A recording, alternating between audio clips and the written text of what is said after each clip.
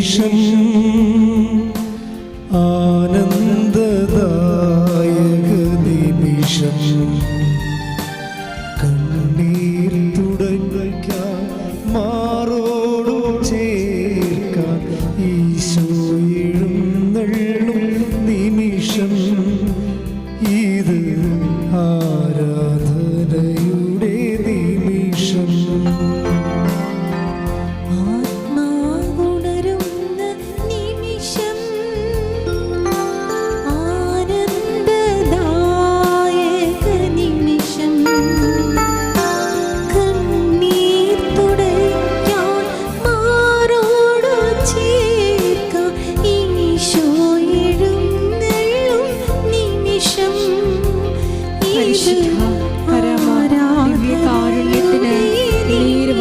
ആരാധനയും സ്തുതിയും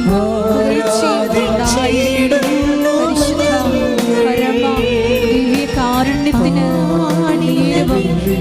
ആരാധനയും സ്തുതിയും പുകഴ്ചയും ദിവ്യകാരുണ്യത്തിന് നേരവും ആരാധനയും സ്തുതിയും പുകഴ്ചയും പ്രാർത്ഥിക്കാം. Hallelujah hallelujah. ദിവ്യകാരുണ്യനാഥ, ശക്തിയായി സൗഖ്യമായി സാന്ത്വനമായി ഞങ്ങളുടെ നിയോഗങ്ങളിൽ ഞങ്ങളുടെ ജീവിതത്തിൽ വന്ന് നിറയണമേ എന്ന് പ്രാർത്ഥിക്കുന്നു. ഞങ്ങളെ ശക്തിപ്പെടുത്തണമേ എന്ന് പ്രാർത്ഥിക്കുന്നു. വഴി നടത്തണമേ എന്ന് പ്രാർത്ഥിക്കുന്നു. Hallelujah hallelujah. മഹത്വം ആരാധന ആരാധന. ഹല്ലേലൂയ. യേശുവേ നന്ദി.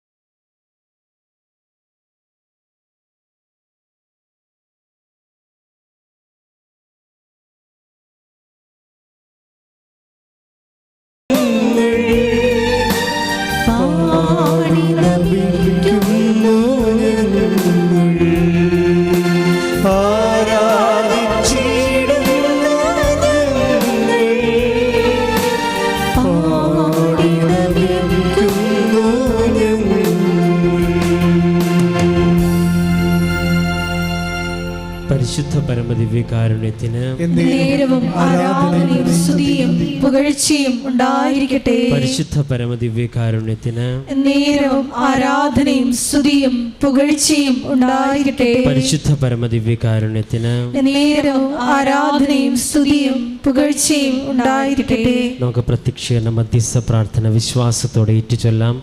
അമ്മേ പരിശുദ്ധ അമ്മേ, അമ്മേ പരിശുദ്ധ അമ്മേ, ദൈവമാതാവേ, ദൈവമാതാവേ, കൃപാസനത്തിലൂടെ ഞങ്ങൾക്കും ഞങ്ങളുടെ ദേശത്തിനും അമ്മമാധ്യസ്ഥം തേടി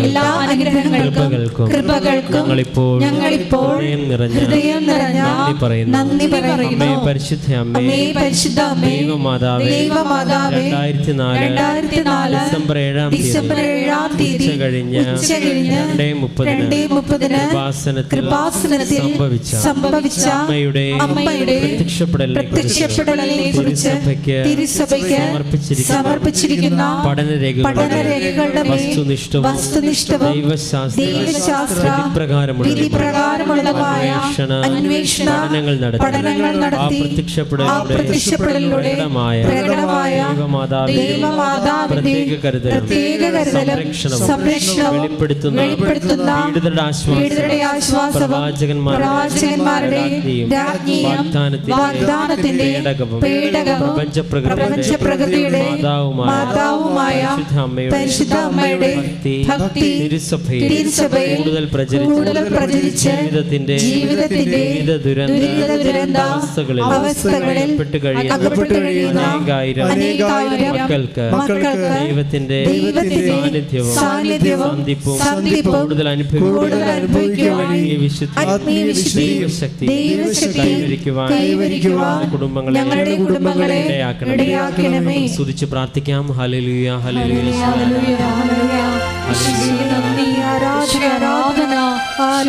നാളിതുവരെ ഞങ്ങൾക്ക് ലഭിച്ച മരിയൻ ഉടമ്പടിയോട് ലഭിച്ച എല്ലാ കൃപകൾക്കും അനുഗ്രഹങ്ങൾക്കും നന്ദി പറയുന്നു. Hallelujah hallelujah. മഹത്വം മഹത്വം. ആരാധന ആരാധന. ആരാധിച്ചിടുന്നു പാടി നമിക്കുന്നു ആരാധിച്ചിടുന്നു പാടി നമിക്കുന്നു പരിശുദ്ധ പരമദിവ്യകാരുണ്യത്തിന് ആരാധനയും സ്തുതിയും പുകഴ്ചയും ഉണ്ടായിരിക്കട്ടെ. പരിശുദ്ധ പരമദിവ്യകാരുണ്യത്തിന് ആരാധനയും സ്തുതിയും പുകഴ്ചയും ഉണ്ടായിരിക്കട്ടെ. പരിശുദ്ധ പരമദിവ്യകാരുണ്യത്തിന് ആരാധനയും സ്തുതിയും പുകഴ്ചയും ഉണ്ടായിരിക്കട്ടെ.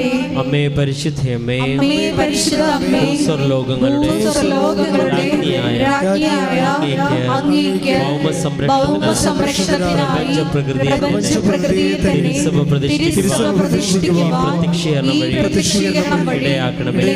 പരിശുദ്ധ അമ്മേ, ജപമാല മാതാവേ, സകല പ്രാർത്ഥനകളോട് ചേർത്ത് ഞങ്ങളിപ്പോൾ പ്രാർത്ഥിക്കുന്ന ഈ സമൂഹത്തിന്റെ പ്രത്യേക നിയോഗങ്ങളും നമുക്ക് മൗനമായി നമ്മുടെ നിയോഗങ്ങൾ പരിശുദ്ധ അമ്മയുടെ മധ്യസ്ഥതയിൽ സമർപ്പിച്ച് പ്രാർത്ഥിക്കാം.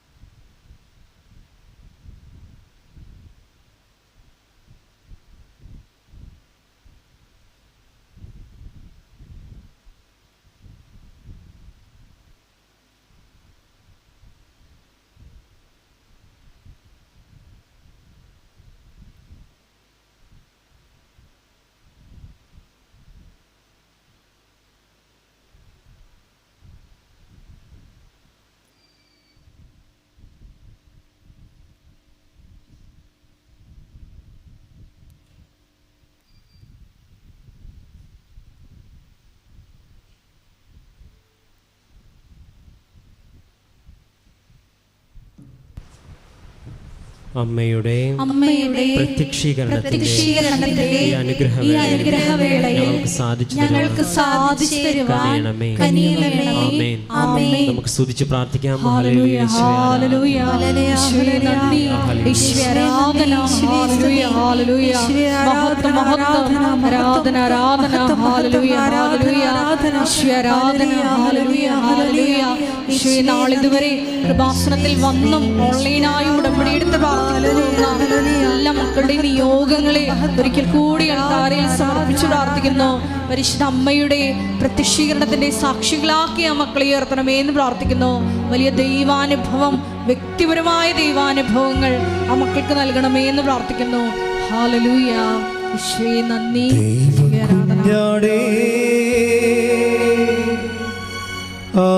ആത്മനാഥനേ,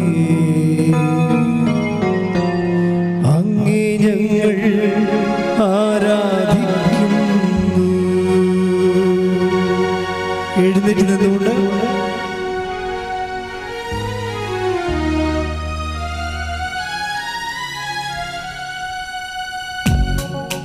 സ്നേഹത്തോടെ കരങ്ങളടിച്ച് സന്തോഷത്തോടെ നമുക്ക് പാടാം.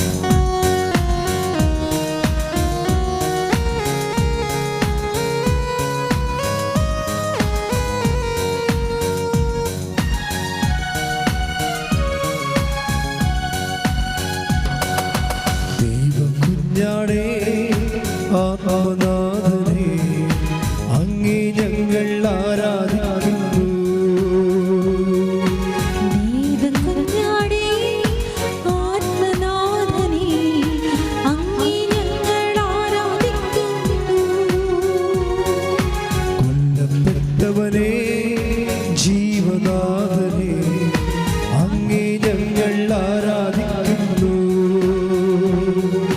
കൊല്ലപ്പെട്ടവനേ ജീവനാഥനേ, അങ്ങേ ഞങ്ങൾ ആരാധിക്കുന്നു. ആരാധിക്കുന്നു, ഞങ്ങൾ ആരാധിക്കുന്നു. ഹല്ലേലൂയ. കരങ്ങൾ ഉയർത്തിയടിച്ചുകൊണ്ട് ആരാധിക്കുന്നു, ഞങ്ങൾ ആരാധിക്കുന്നു. ഹല്ലേലൂയ.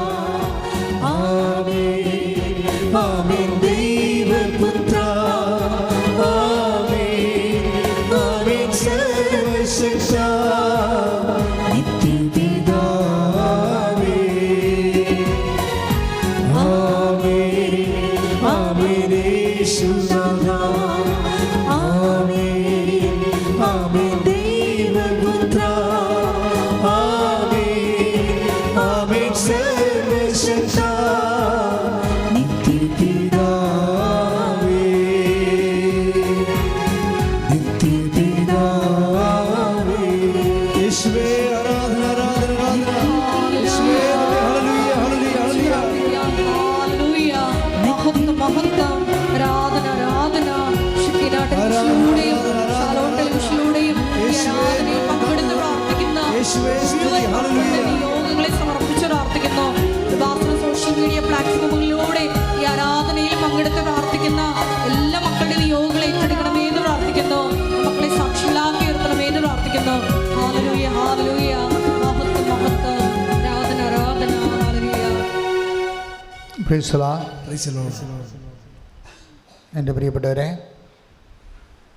ഉടമ്പടിക്ക് ചീട്ടെടുത്തിരിക്കുന്നവർ ഇപ്പോൾ ഉടമ്പടി ക്ലാസ് തുടങ്ങിയിട്ട് ഇന്ന് ഒറ്റ ക്ലാസ് മാത്രമേ ഉള്ളൂ. 11 മണിക്ക് 11:30 ഇപ്പോൾ ആരംഭിക്കും. ആരംഭിച്ചു കഴിഞ്ഞാൽ പിന്നെ ഉച്ച കഴിഞ്ഞ് വേറെ ബാച്ചില്ല. അപ്പോൾ അതുകൊണ്ട് എമർജൻസി ഉള്ളവർക്കാണ് ഇപ്പോൾ ഉടമ്പടി കൊടുക്കുന്നത്. NRI അങ്ങനെയുള്ള ആൾക്കാർക്ക്, ദൂരദേശങ്ങളിൽ വന്നവർക്കാണ് ഉടമ്പടി കൊടുക്കുന്നത്. ഒറ്റ ഉടമ്പടിയെ ക്ലാസ് ഒരു സെക്ഷനേ ഉള്ളൂ. അപ്പോൾ അതിപ്പോൾ 11:30ക്കാണ്. നിങ്ങൾ ഉടമ്പടിക്ക് ചീട്ടെടുത്തിട്ടുള്ളവർ നേരെ പോയി ക്ലാസ്സിന് കൂടുക, ഇവിടെ നിൽക്കരുത്. അറിയാതെ നിങ്ങൾ വിചാരിക്കുകയോ ഇനി ചീട്ടെടുത്തല്ല ഇനി ഉച്ച കഴിഞ്ഞ് വരെ ക്ലാസ് കാണുമെന്ന്. ക്ലാസ്സില്ല. ഇപ്പം നമ്മൾ ഉടമ്പടി ധ്യാനത്തിലേക്ക് പ്രവേശിക്കുകയാണ്. ഉടമ്പടി ധ്യാനം കൂടാൻ വന്നിരിക്കുന്നവരെ ഹൃദയംഗമായിട്ട് ഈ ധ്യാനത്തിലേക്ക് സ്വാഗതം ചെയ്യുകയാണ്. ഇതൊരു ദൈവാനുഗ്രഹമാണ് ഞങ്ങൾക്കും നിങ്ങൾക്കും. കാര്യം കർത്താവിൻ്റെ നല്ല ദിവസങ്ങളാണ്. നമ്മളെ ദൈവത്തിൻ്റെ വചനത്തിൻ്റെ കൂടെ താമസിക്കുക എന്ന് പറയണത് ഒരു ദൈവവിളിയാണ്. ഞാൻ ചില പരിചിത മുഖങ്ങളൊക്കെ ഇവിടെ കാണുന്നുണ്ട്. അവരെപ്പോഴും ധ്യാനത്തിന് വരുന്നതാണ്. അവർ ഇന്ന് എങ്ങനെ അറിഞ്ഞിന്ന് വന്നെന്നറിയത്തില്ല. ഇന്നാണ് ഇവിടെ ധ്യാനമെന്ന് ആരോടും ഞങ്ങൾ പറഞ്ഞിട്ടില്ല. എങ്കിലും ദൈവം ഇങ്ങനെ ഓരോ ക്രമീകരണങ്ങൾ നടത്തുന്നു. അപ്പോഴീ ശുശ്രൂഷയിൽ പങ്കെടുക്കുക വന്നിരിക്കുന്ന എല്ലാവരെയും ദൈവം അനുഗ്രഹിക്കട്ടെ എന്ന് പ്രാർത്ഥിച്ചുകൊണ്ട് നമുക്കൊരുമിച്ച് കർത്താവിനെ സ്തുതിക്കാം. സ്തുതിക്കട്ടെ. Hallelujah.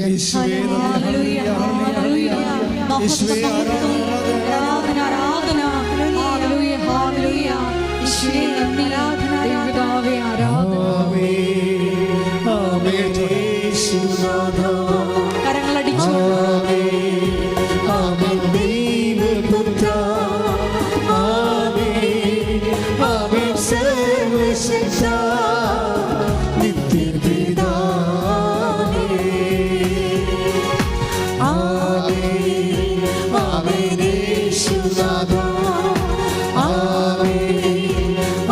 ദൈവപുത്ര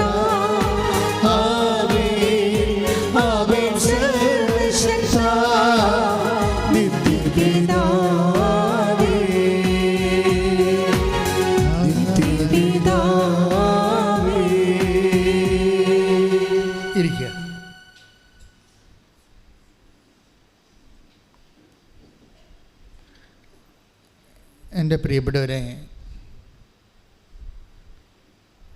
Y should I be helped? ഞാൻ എന്തുകൊണ്ട് ദൈവത്താൽ സഹായിക്കപ്പെടണം? Why should God help me? എന്തുകൊണ്ട് ദൈവം എന്നെ സഹായിക്കണം? ജനറലായിട്ടുള്ള കാര്യങ്ങളല്ല, ജനറലായിട്ടുള്ള വിഷയങ്ങൾക്ക് പ്രത്യേകിച്ച് അത് ഓട്ടോമാറ്റിക്കായിട്ട് സൃഷ്ടിയുടെ കൂടെയുള്ളതാണ്. ഉൽപ്പത്തി അനുഗ്രഹങ്ങളെന്ന് പറയുന്ന ജനറ്റിക്കൽ ബ്ലെസ്സിങ്സ്, മക്കളുണ്ടാകുക, പഠിക്കുക, ആരോഗ്യമായിട്ട് ജീവിക്കുക, ജോലി കിട്ടുക, വിവാഹം കഴിക്കുക, അതെല്ലാം ജനറ്റിക്കൽ ബ്ലെസ്സിങ്സിലുള്ളതാണ്.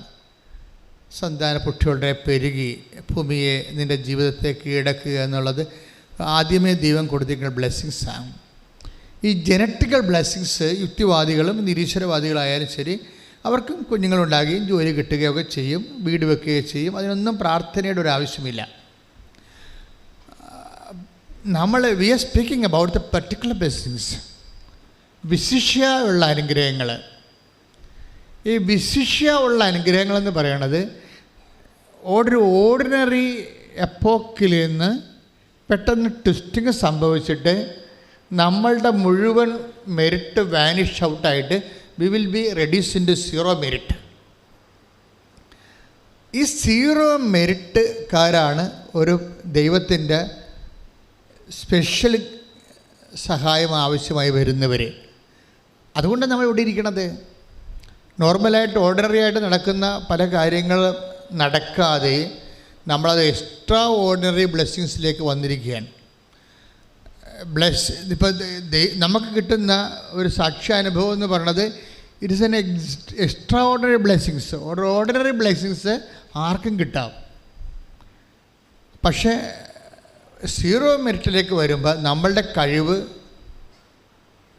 ഇനി വിലപ്പോകത്തില്ല എന്ന് വരുന്ന അവസ്ഥയിൽ നമ്മൾക്കൊരു അവലംബം ആവശ്യമായി വരും.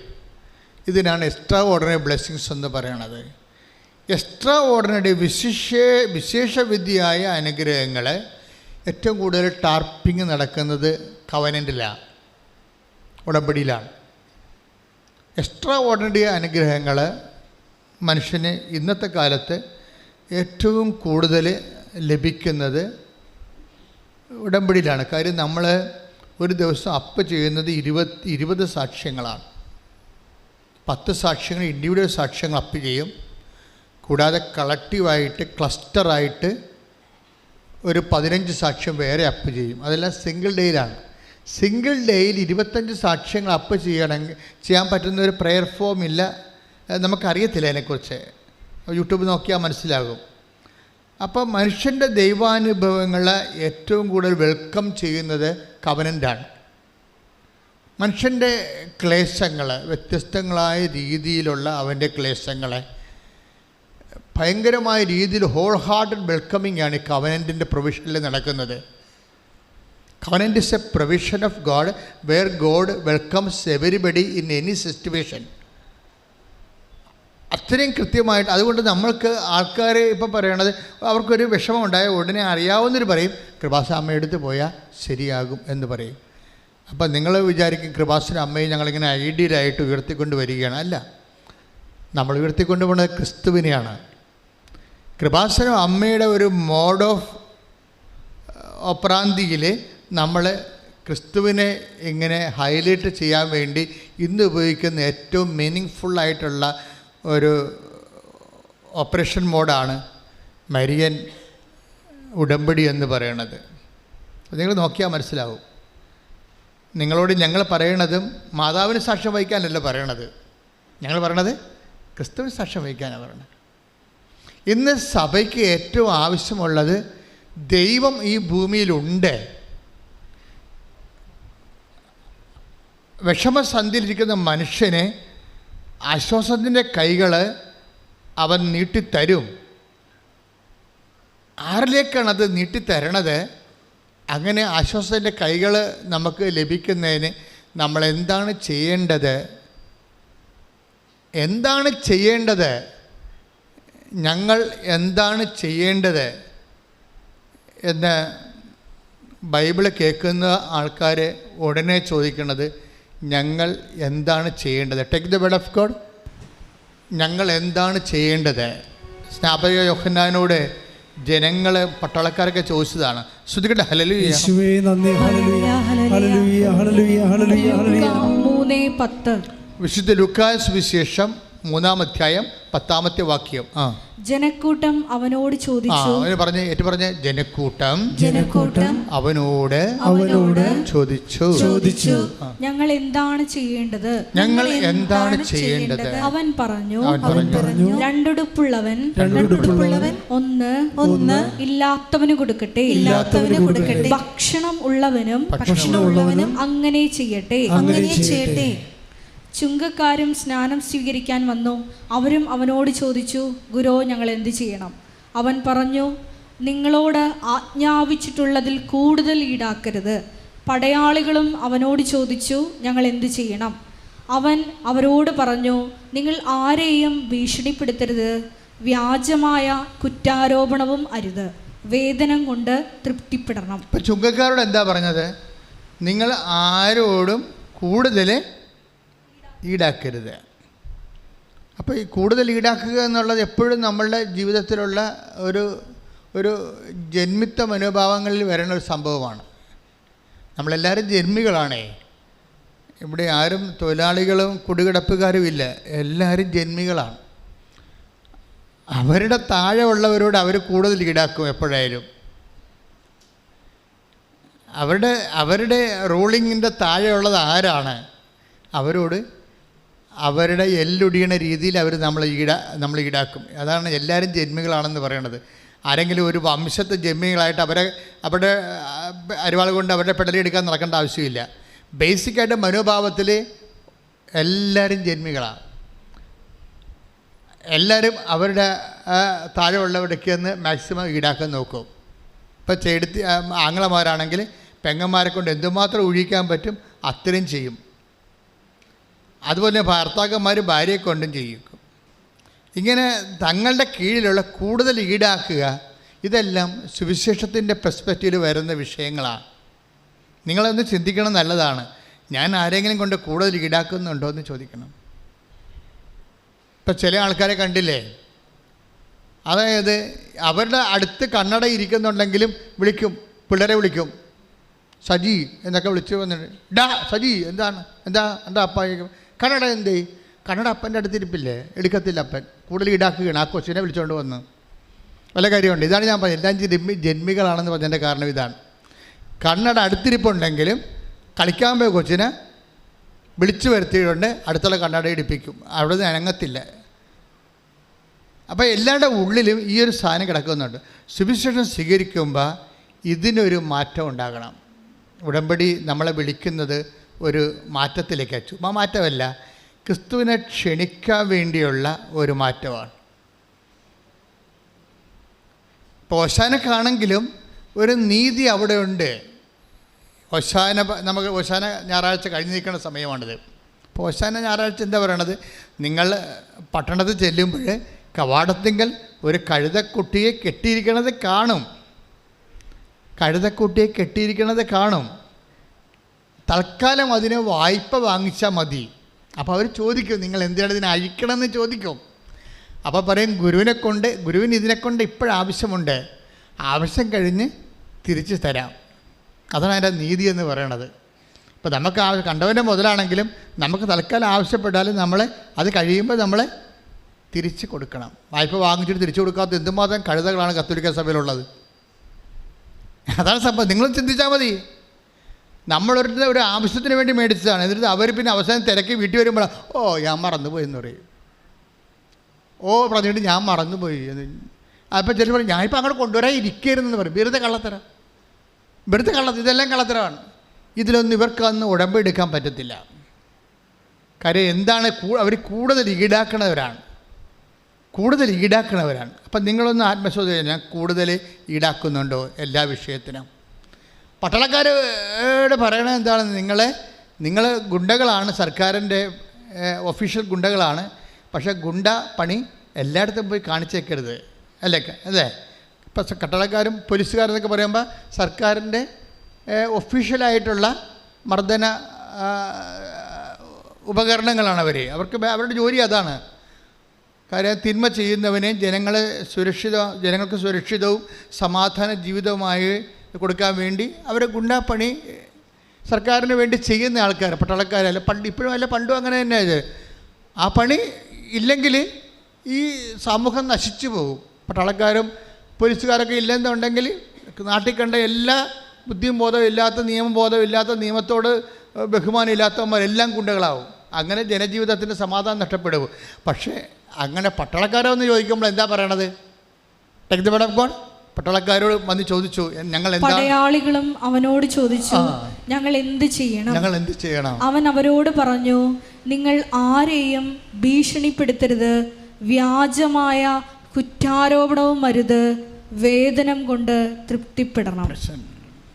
അപ്പോൾ വ്യാജമായ കുറ്റാരോപണം ചെയ്യരുത്, നിങ്ങൾ വേതനം കൊണ്ട് ഈ തൃപ്തിപ്പെടല ഉള്ള വിഷയമാണല്ലേ മനുഷ്യൻ്റെ ഏറ്റവും വലിയ പ്രോബ്ലം, തൃപ്തിപ്പെടലാണ്. ഇപ്പോൾ പട്ടാളക്കാരോട് പറഞ്ഞിരിക്കുന്നത് നിങ്ങളെ കിട്ടിയ ശമ്പളം കൊണ്ട് തൃപ്തിപ്പെടാൻ പറഞ്ഞിരിക്കുകയാണ്. പക്ഷെ ഇവിടുത്തെ പ്രശ്നം എന്താണ്? തൃപ്തിയുടെ നിലവാരം എന്താണെന്ന് ആർക്കും അറിയത്തില്ല. തൃപ്തി ഓരോ ദിവസം ചെല്ലും തോറും ആൾക്കാരുടെ തൃപ്തിയുടെ നിലവാരം കൂടിക്കൊണ്ടിരിക്കും. ഈ കൊല്ലം മാരുതി കൊണ്ട് അഡ്ജസ്റ്റ് ചെയ്യുകയാണ്, തൃപ്തിപ്പെടുകയാണ്. അടുത്ത കൊല്ലം ഒപ്പലാസ്ട്ര കൊണ്ടുവരും. കാര്യം എന്താ? തൃപ്തിയില്ല. ഈ മാരുതി കൊണ്ട് തൃപ്തിയില്ല. പിന്നെ എങ്ങനെയാണ് ഏത് കാലത്ത് മനുഷ്യൻ രക്ഷപ്പെടാനാണ്? ഏത് കാലത്ത്? അതാണ് നിങ്ങൾ തൃപ്തിപ്പെടുക എന്നുള്ളത് സുവിശേഷത്തിൻ്റെ പ്രധാനപ്പെട്ട ഒരു നിലവാരമാണ്. ഇതിന് ഉള്ള പ്രശ്നമെന്ന് പറയണത്, ഇത് മനുഷ്യൻ നിങ്ങൾ ഏത് മതം എടുത്താലും ഏത് ജീവിത രീതി എടുത്താലും മനുഷ്യനെ തൃപ്തിപ്പെടുത്താൻ ബുദ്ധനോട് ചോദിച്ചു, തൃപ്തിപ്പെടുത്താൻ എന്ത് ചെയ്യണം? ബുദ്ധനൊരു പൊട്ടത്തരം പറഞ്ഞ്. അങ്ങേര് പറഞ്ഞ്, desire is the cause of evil. എല്ലാ തിന്മകൾക്കും കാരണം ഡിസയറാണ്. ഇവിടെ ഡിസയർ എന്നാണ് അവസാനിക്കണത്? കടലിൽ ഓളം അവസാനിപ്പിക്കാൻ വല്ല മാർഗം ഉണ്ടാകും ചോദിച്ചു കഴിഞ്ഞാൽ എന്തു ചെയ്യും? കടലിനെ സ്വിച്ചിട്ട് നമ്മൾ എയർ ബ്രേക്ക് ചെയ്യുക? ഇല്ല. കടലാണെങ്കിൽ ഓളം ഉണ്ടാവും, മനസ്സാണെങ്കിൽ ഇച്ഛകൾ ഉണ്ടായിക്കൊണ്ടിരിക്കും. അത് പുതിയ പുതിയ തൃപ്തി പുതിയ അതൃപ്തികൾ ഉണ്ടായിക്കൊണ്ടിരിക്കും. ഈ ഏറ്റവും വലിയ ആധ്യാത്മികതയുടെ ഏറ്റവും വലിയ വില്ലൻ എന്ന് പറയുന്നത് പുതിയ അതൃപ്തികളാണ്. പുതിയ അതൃപ്തികൾ കാലത്തിൻ്റെ കുഴപ്പം വെച്ചാൽ കാലത്തിൻ്റെ ഒപ്പം നമ്മൾ വളരുന്നതനുസരിച്ച് പുതിയ അതൃപ്തികൾ ഉണ്ടായിക്കൊണ്ടിരിക്കും. ഒരു നില വെച്ച് താമസിക്കുന്നവന് അതൃപ്തിയാണ്. അവൻ അങ്ങോട്ടും ഇങ്ങോട്ടും കഴുത്ത് വെട്ടിച്ച് നോക്കി കഴുത്ത് ഉളുക്കിയിട്ട് പറയും അപ്പുറത്ത് 2 നില ഉണ്ടെന്ന് പറയും. പക്ഷേ ഇതിന് 2 നിലയാക്കാൻ വേണ്ടി അവൻ ബ്ലേഡിന് പോയി മൊത്തം ഊറ്റുകാരോട് കാശ് വാങ്ങിക്കും. പിന്നെ അവർ നിങ്ങളുടെ കിഡ്നിയും പറിച്ചുകൊണ്ട് പോകും. അതല്ലേ പ്രശ്നം? ഈ പ്രോബ്ലം ഉണ്ടാക്കുന്നത് ആരാണ്? തൃപ്തിക്കുറവാണ്. ശരിക്കും പറഞ്ഞാൽ എല്ലാ വിഷയങ്ങൾക്കും തൃപ്തിക്കുറവാണ്. അതുകൊണ്ട് കർത്താവ് എന്താ പറഞ്ഞത്? കർത്താവ് പറഞ്ഞത് തൃപ്തിക്കുറവിനെ അതൃപ്തിയെ ട്രീറ്റ് ചെയ്യണം. അതൃപ്തിയെ ട്രീറ്റ് ചെയ്യേണ്ടി വരും. അല്ലാതെ നിങ്ങൾ കുരിശാരോഹണത്തിൽ ഉയർപ്പിലും വിശ്വസിക്കണമെന്ന് മുമ്പ് അതൊക്കെ എക്സിക്യൂട്ട് ചെയ്യണമെന്നെങ്കിൽ അതൃപ്തിയെ ട്രീറ്റ് ചെയ്യേണ്ടി വരും. അതൃപ്തിയെ എങ്ങനെ ട്രീറ്റ് ചെയ്യേണ്ടി വരും? അത് ഭയങ്കരമായൊരു വിഷയമാണ്. എന്നുവെച്ചാൽ അതൃപ്തി എന്ന് പറയുന്ന സംഭവം ഈ മുഴക്ക് വെള്ളത്തിൽ 3 പേരെ പറ്റിക്കണമെന്ന് പറയും. ഈ ഒരു മീനുണ്ട്, ബ്രാലെന്ന് പറയും, കണ്ണം ബ്രാലെന്ന് പറയും. ബ്രാലിനൊക്കെ കണ്ടു കാണുമല്ല. പിടിച്ചാൽ അവൻ അഴുക്കി അവൻ കയ്യിൽ നിന്ന് ഒഴുതിപ്പോവും. നമ്മൾ കുടത്തിലിട്ട് അവനെ പിടിക്കാൻ പറ്റത്തില്ല. കൈയിട്ട് കഴിയുമ്പോൾ അവൻ കറങ്ങി കളിക്കും. എന്താണ്? മുഴക്ക് വെള്ളത്തിൽ 3 പേരെ പറ്റിക്കും. അതൃപ്തിക്ക് അങ്ങനൊരു പ്രശ്നമുണ്ട്. നമ്മുടെ മനസ്സിന് അങ്ങനൊരു പ്രോബ്ലമുണ്ട്. അവൻ ഇങ്ങനെ നമ്മളെ പിടിതരാതെ പറ്റിച്ചുകൊണ്ടേയിരിക്കും. ഒരെണ്ണം നമ്മൾ വിചാരിച്ച് കിട്ടിക്കഴിയുമ്പോൾ പിന്നെ നമ്മൾ അടുത്ത പാത്രത്തിൽ നോക്കും, അവിടെ എന്താ വിളമ്പിയെന്ന് നോക്കും, അവിടെ എന്താ കൊട്ടയിട്ട് മൂടി വെച്ചിരിക്കണമെന്ന് നോക്കും. അതൃപ്തിക്ക് അങ്ങനെ പ്രശ്നമുണ്ട്. പക്ഷെ കഴിച്ച് കഴിഞ്ഞാലും പോലും അടുത്തതെല്ലാം മൂടി വെച്ചിരിക്കണമെല്ലാം തുറന്നു നോക്കിക്കൊണ്ടിരിക്കും.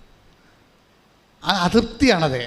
അത് നമ്മുടെ സിസ്റ്റം. ഇത് failure is built in to the സിസ്റ്റത്തിൽ തന്നെ ഫെയിലിയർ ബിൽറ്റ് ചെയ്യുന്നുണ്ട്. ഒരു മനുഷ്യനെ തകർച്ച അവൻ്റെ സിസ്റ്റത്തിൽ തന്നെ അപ്ലോഡ് ചെയ്ത് കൊടുക്കും. ആ തകർച്ചയുടെ ഒരു കാരണം അതൃപ്തിയാണ്.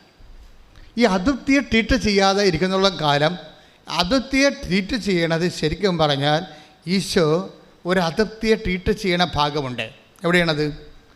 അത് 5 ഭർത്താക്കന്മാർ ഉപയോഗിച്ചിട്ടും അതൃപ്തി ബാക്കി നിൽക്കുന്ന ഒരു സ്ത്രീയെ ട്രീറ്റ് ചെയ്യണ വിധം കണ്ടില്ലേ ബൈബിളിൽ? അവർക്ക് 5 ഭർത്താക്കന്മാരുണ്ടായിരുന്നു. നമ്മൾ ഈ ആത്മീയത എന്ന് പറയണ ഇതാണ് സാധനം. 5 ഭർത്താക്കന്മാർ ഈ ഭൂമിയിൽ ഒരു സ്ത്രീക്ക് ഉപയോഗിക്കാൻ പറ്റുമെങ്കിൽ ഭയങ്കര ലാവിഷ് ലൈഫാണ്. ഈ ലാവിഷ് ലൈഫ് 5 ഭർത്താക്കന്മാർ ഉപയോഗിച്ച് മാറ്റിയിട്ടും ആ ചേടത്തി എന്താ പറയണത്, ഈശോ എന്താ പറയുക അവരെ കണ്ടപ്പോൾ, ഈ വെള്ളം കുടിക്കണവർ ഇനിയും ദാഹിക്കുമെന്നാണ് പറയണത്. കാര്യം നീ ഇനി 6ാമത്തെ ഭർത്താവും 60ാമത്തെ ഭർത്താവും വന്നാലും ചേടത്തി നിൻ്റെ കാര്യത്തിൽ തീരുമാനം ഉണ്ടാകത്തില്ല. കാര്യം എന്താണ്, നിനക്ക് അതൃപ്തി ബെൽറ്റിൻ്റെ സിസ്റ്റമാണ്. നിൻ്റെ സിസ്റ്റത്തിൽ അതൃപ്തി, അതല്ല ഇതല്ല നല്ലത്, അതായിരിക്കും നല്ലത്. പിന്നെ ആ ചേട്ടനെയും കൂടി മയക്കി കയ്യിലാക്കി, അല്ലെങ്കിൽ ആ പെണ്ണിനെയും കൂടി മയക്കി കയ്യിലാക്കി, ഇങ്ങനെ അതല്ല ഈ ഭർത്താക്കന്മാർ ഭാര്യമാർ നല്ല ഭാര്യമാരെ ഉണ്ടാക്കളും മറ്റേ പെണ്ണുങ്ങളെ ഇങ്ങനെ കറങ്ങി പൂവാലന്മാർ നടക്കില്ല. ഭർത്താക്കന്മാരാണെങ്കിലും അവർ ബേസിക് പൂവാലന്മാരായിട്ട് നടക്കുന്നവർ ഇപ്പോഴും ഉണ്ട്. അതല്ലേ ഭാര്യമാരൊക്കെ ചിലരൊക്കെ ഇങ്ങനെ തീ കത്തിച്ചൊക്കെ മരിക്കണേ. എന്താ കാര്യം? ഈ മനുഷ്യൻ്റെ മൊബൈൽ നോക്കിയിട്ടാണ്. ഇയാൾ നമ്മളോട് സംസാരിക്കാൻ അയാൾക്ക് സമയമില്ല. എന്നാൽ മൊബൈൽ അയാൾ പുറത്തിറങ്ങും ഭയങ്കരമായിട്ടുള്ള 1 മണിക്കൂറൊക്കെ സംസാരിക്കും.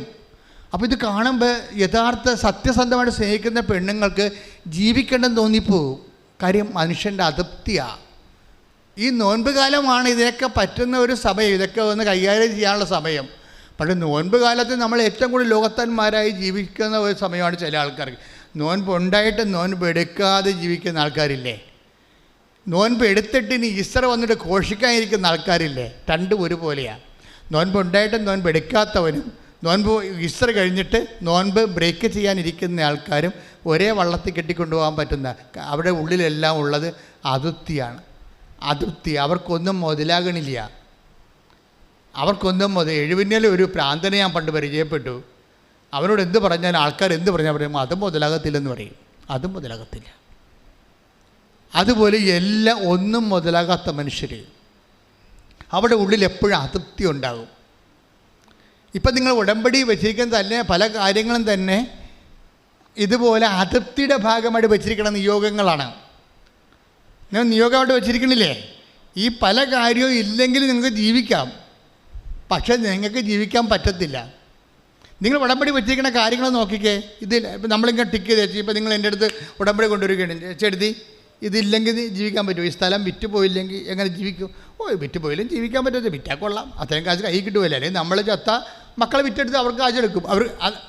അപ്പോൾ അത് പട്ടികയും ഈ സ്ഥലം വിൽക്കണമെന്ന് പറഞ്ഞാൽ എഴുതിയിരിക്കുകയാണ് ഈ സംഭവം. അപ്പോൾ ഞാൻ ചേച്ചി ഈ സ്ഥലം വിറ്റില്ലെങ്കിൽ വല്ല കുഴപ്പമുണ്ടോ?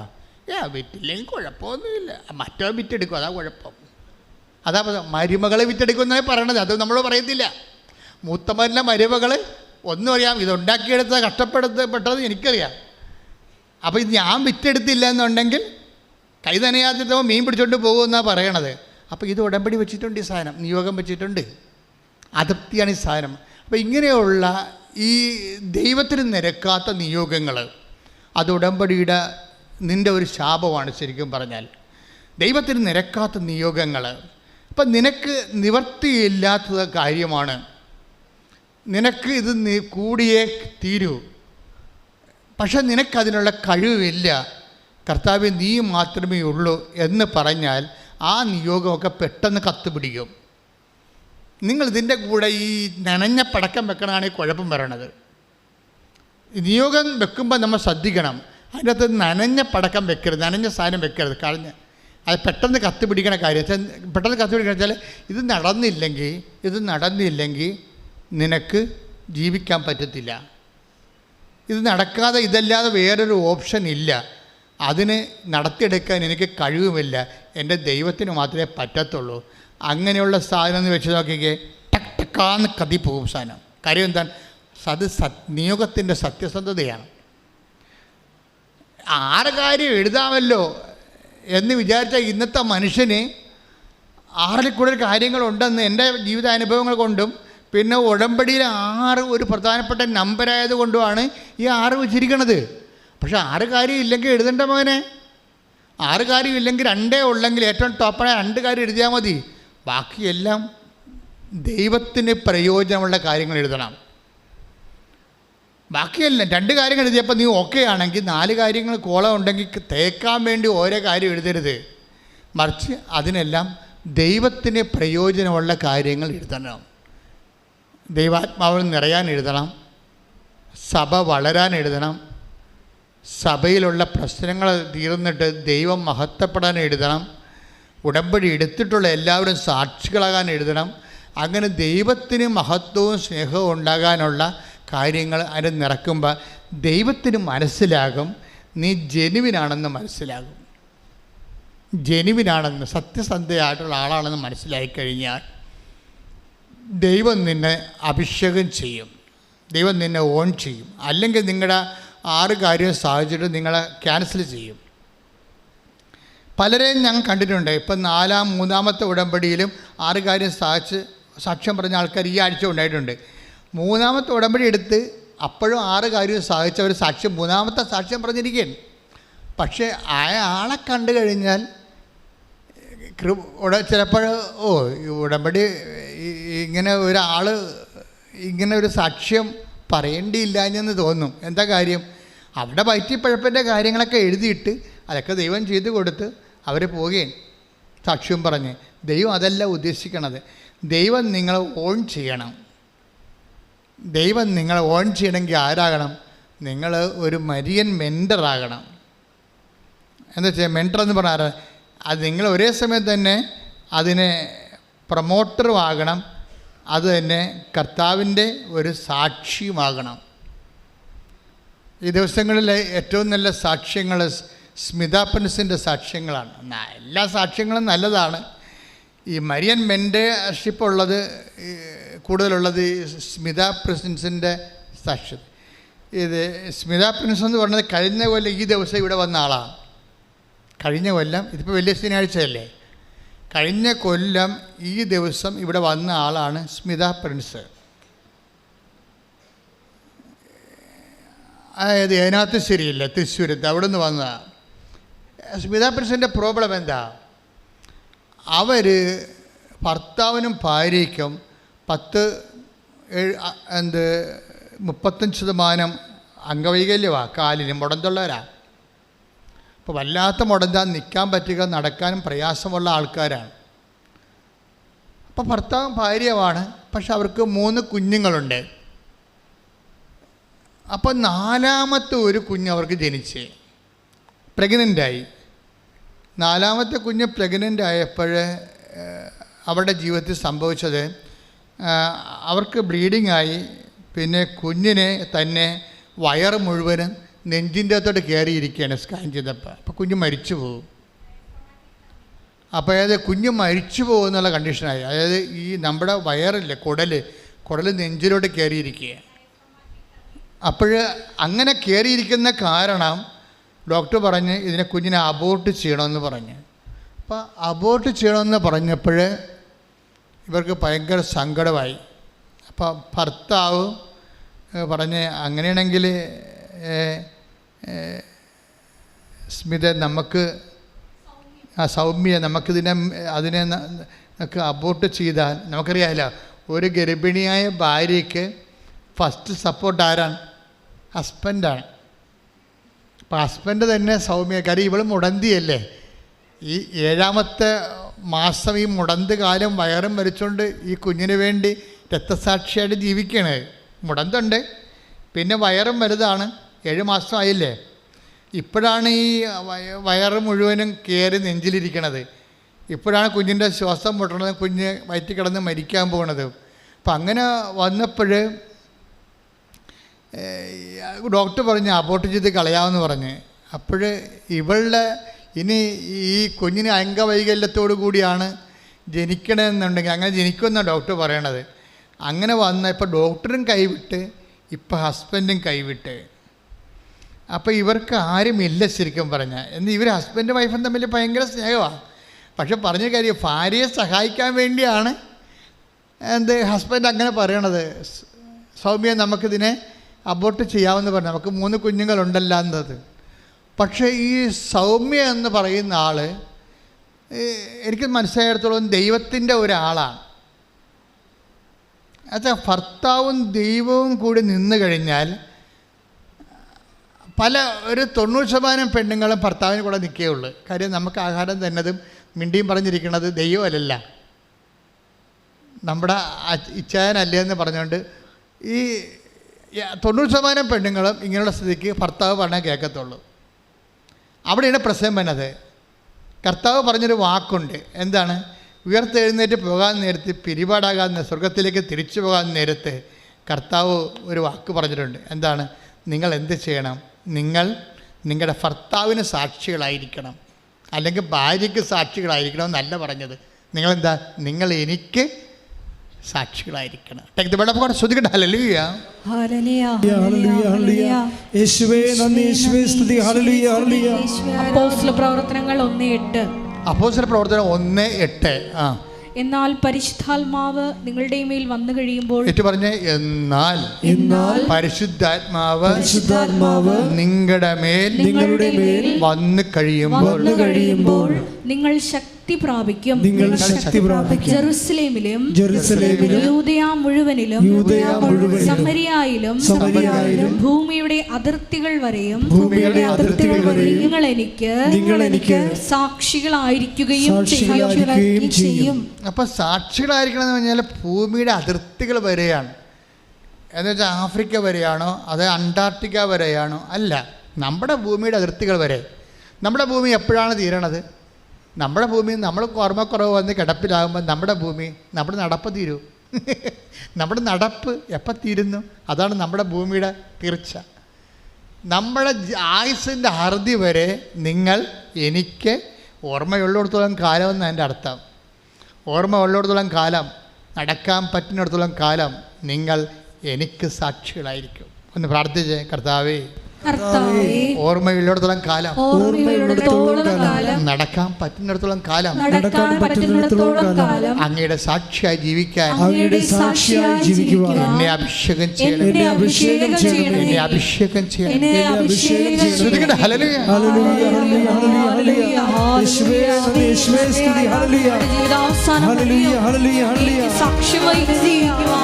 ആരാധനയിലൂടെ ഞങ്ങളെ തിരഞ്ഞെടുത്ത് അഭിഷേകം ചെയ്യണമേ.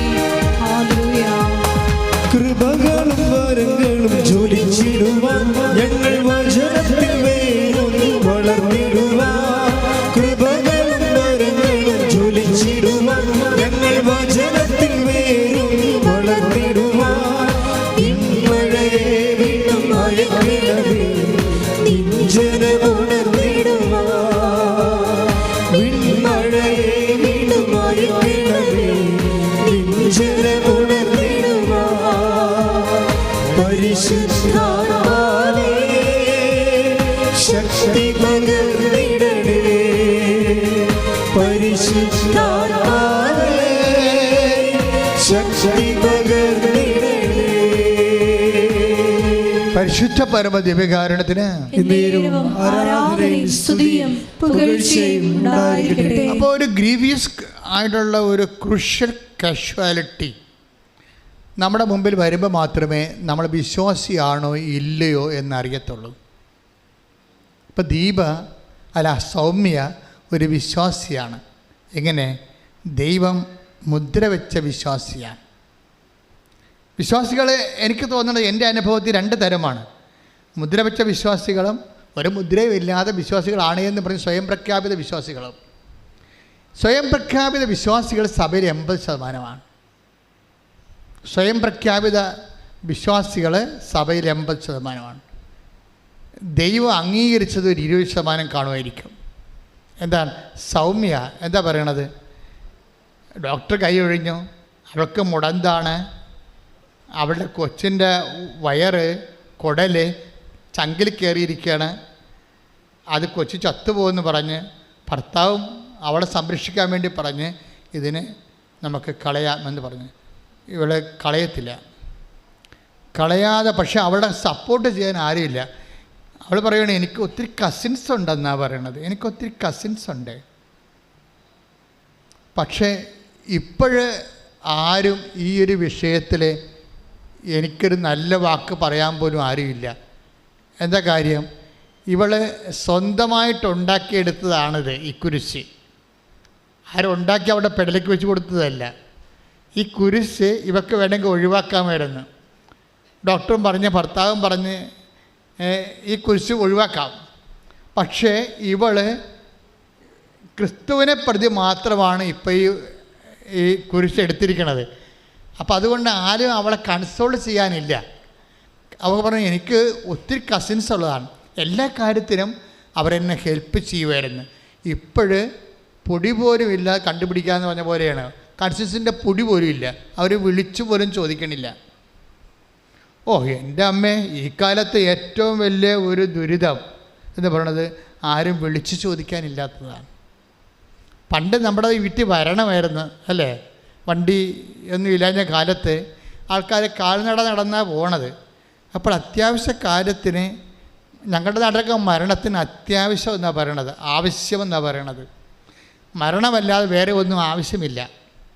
ഞങ്ങളുടെ നാട്ടിൽ ഒരു നാട്ടുഭാഷയാണ്. എവിടെ പണ്ടൊക്കെ ഒരു മരിപ്പ് നടന്ന ഉടനെ ഒരാളെ കുറേ കുറിയും കൊടുത്ത് വിടും.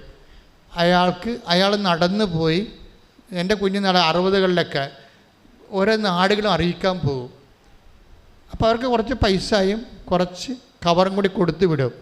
അങ്ങനെ കൊടുത്ത് വിട്ട് ഇവർ ഞങ്ങളുടെ കിഴക്കൻ നാട്ടിലും വടക്കൻ നാട്ടിലൊക്കെ പോയി അറിയിക്കും. അപ്പോൾ അങ്ങനെ അറിയിച്ചുകൊണ്ട് വരുമ്പോൾ ഒരു കുടയ ഉണ്ടാകും.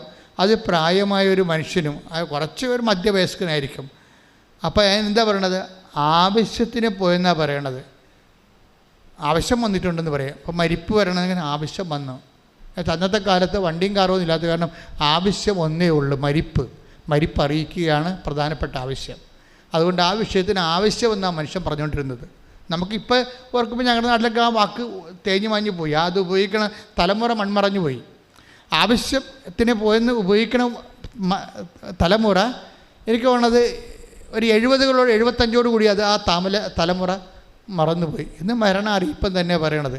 പക്ഷേ മരണ അറിയിപ്പൊന്നും ആരും പോയി അറിയിക്കാറില്ല, വിളിച്ച് പറയാറേ ഉള്ളൂ. അപ്പോൾ ഇന്നത്തെ കാലത്തുള്ള പ്രധാനപ്പെട്ട കാര്യം എന്താണ്, വിളിച്ച് പറഞ്ഞില്ല. നിങ്ങളെന്നെ വിളിച്ച് പറഞ്ഞില്ലല്ലോ എന്നാണ് നമ്മളെ കുറ്റപ്പെടുന്നവർ ചോദിക്കണം. നിങ്ങളെന്നെ വിളിച്ച് പറഞ്ഞോ? അപ്പോൾ ഞാൻ വിളിച്ച് പറഞ്ഞിട്ടും കാര്യമില്ലെന്ന് നമുക്കറിയാം. പക്ഷേ അവരിപ്പം നമ്മളെ കുറ്റപ്പെടുത്താൻ വേണ്ടി കാര്യം കണ്ടുപിടിക്കുകയാണ്. എന്താണ്, നിങ്ങളെന്നെ വിളിച്ച് പറഞ്ഞില്ലല്ല, വിളിച്ച് പറഞ്ഞിട്ടെങ്കിൽ ഞാൻ ഒലക്ക കൊണ്ട് പുട്ട് കുടിച്ച് തന്നേനെന്ന് പറയും. വെറുതെ പറയണത്, ഒന്നും ചെയ്യത്തില്ല. വിളിച്ച് പറഞ്ഞിട്ടെങ്കിൽ പിന്നെ അത് നമ്മളെ നാറ്റിക്കാൻ വേണ്ടി വേറെ കേസായി മാറിയനത്. അത് ചുമ്മാ നമ്മളെ കുറ്റം. ഇതാണ് ജഡിക മനുഷ്യൻ പറയും. പിന്നെ വേറെ ഒരു വർത്തമാനം എന്താ പറയണത്, വിളിച്ച് പറയണതും അതുപോലെ തന്നെ വിളിച്ച് ചോദിക്കണതും. നമ്മളുടെ കിടപ്പിലായി കഴിഞ്ഞാൽ ആദ്യം പടപടാന്ന് പലരും വിളിച്ച് ചോദിക്കും. ആദ്യത്തെ ആഴ്ച കുറേ 50 പേര് വിളിച്ച് ചോദിക്കും. 2 ദിവസം കഴിഞ്ഞ് കഴിഞ്ഞാൽ പിന്നെ വിളിച്ചു ചോദിക്കുന്നവരുടെ എണ്ണം 10 കുറയും. പിന്നെ 2 ആഴ്ച കഴിയുമ്പോൾ വിളിച്ചു ചോദിക്കുന്നവരുടെ എണ്ണം 1 കുറയും. പിന്നെ അപ്പോൾ 2 ആഴ്ചത്തെ ബന്ധങ്ങൾ നിങ്ങൾക്ക് ഉള്ളു കേട്ടോ. നിങ്ങൾ ആനക്കാരിയൊന്നും പറഞ്ഞുകൊണ്ട് തലേ ചുമന്നുകൊണ്ട് കുറേ കണ്ടാമറകൾ നടക്കണില്ലേ കർത്താവിനേക്കാൾ വലിയ ആൾക്കാരായിട്ട്. വെറും 2 ആഴ്ച ആയുസ് മാത്രമേ യുവമാർക്കുള്ളൂ. നിങ്ങൾക്ക് എന്തെങ്കിലും സംഭവിച്ചു കഴിഞ്ഞാൽ 2 ആഴ്ച കഴിയുമ്പോൾ അവസാനം വിളിച്ച ആളും 3 പ്രാവശ്യം കൊണ്ട് വിളിച്ചിട്ട് അവസാനിപ്പിക്കും. വിളിച്ച് ചോദിക്കാൻ ആരുമില്ലാത്തൊരാളായിട്ട് നിങ്ങൾ മാറുമ്പോഴും നിങ്ങൾ വിളിച്ചു ചോദിക്കാൻ ഒരാളുണ്ടായിരിക്കും. ശ്രുതികട്ടെ ഹല്ലേലൂയ.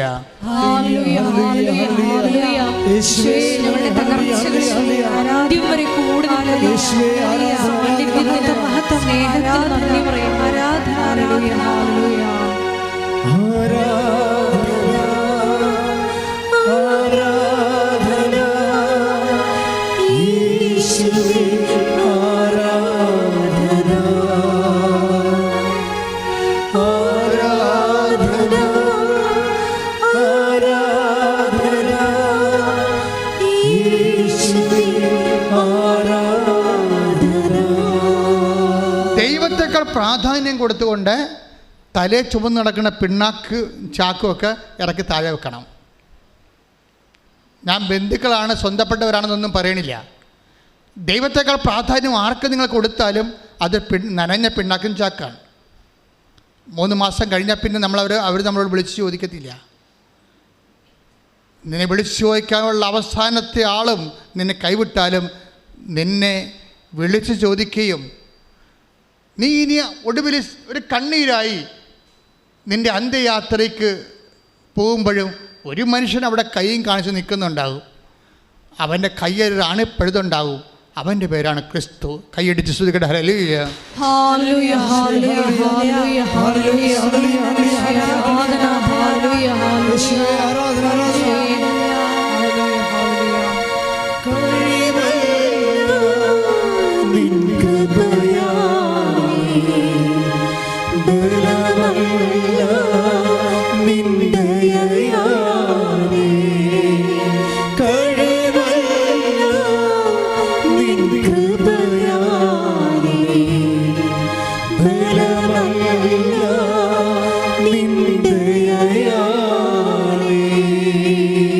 പരിശുദ്ധ പരമ ദിവ്യകാരുണ്യത്തിന് നേരവും ആരാധനയും സ്തുതിയും പുകഴ്ചയും ഉണ്ടായിരിക്കട്ടെ. ഞാൻ ഒരു ദിവസം താബോർ മലയുടെ മുകളിൽ നിൽക്കുകയായിരുന്നു. വിശുദ്ധ നാട്ടിൽ പോയപ്പോഴേ എനിക്ക് ഏറ്റവും കൊതിയോടെ ഞാൻ കയറിപ്പോയൊരു മലയാണ് താബോർ മല. കുറേ ജീപ്പിൽ പോകാം, പിന്നെ നമുക്ക് നടന്നു പോകാം. ആ നടന്നു പോണത് വല്ലാത്തൊരു എക്സ്പീരിയൻസാണ്.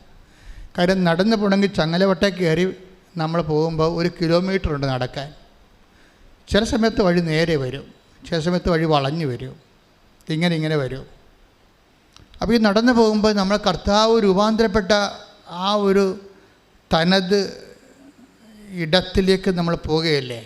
നമ്മളും നടന്ന് ചെല്ലുമ്പോൾ നമ്മളൊരു പ്രാർത്ഥിക്കുന്നവർക്ക് ഒരു ഫീലിംഗ് ഉണ്ടാകും.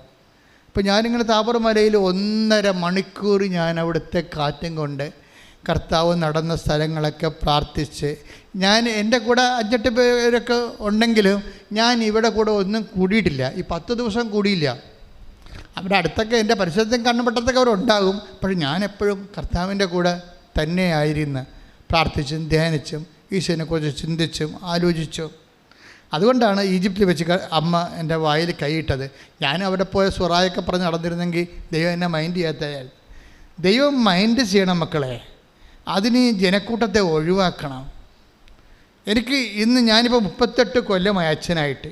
എനിക്ക് മനസ്സിലായിരിക്കണത് ഏറ്റവും വലിയ ശത്രു ജനക്കൂട്ടമാണ്. എന്ന് വെച്ചാൽ നിൻ്റെ കൂടെ വെറുതെ കൂടിയിരിക്കുന്ന കുറേ ആൾക്കാർ, ഒരു കഥയുമില്ലാതെ അവർ ചെയ്യുന്ന പ്രധാനപ്പെട്ട അവരുടെ ദൗത്യം എന്ന് പറയുന്നത് നിന്നെ ദൈവത്തിൽ നിന്ന് അകറ്റിക്കളയുക മാത്രമാണ്.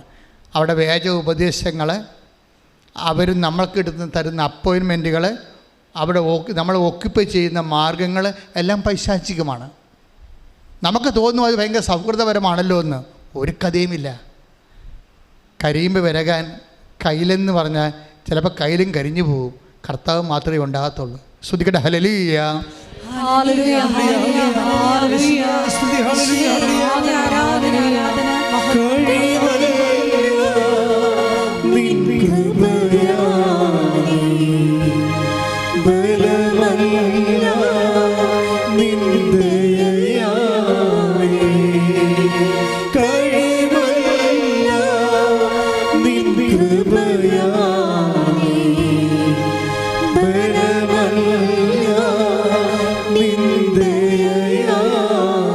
പരിശുദ്ധ പരമ ദിവ്യകാരുണ്യത്തിന്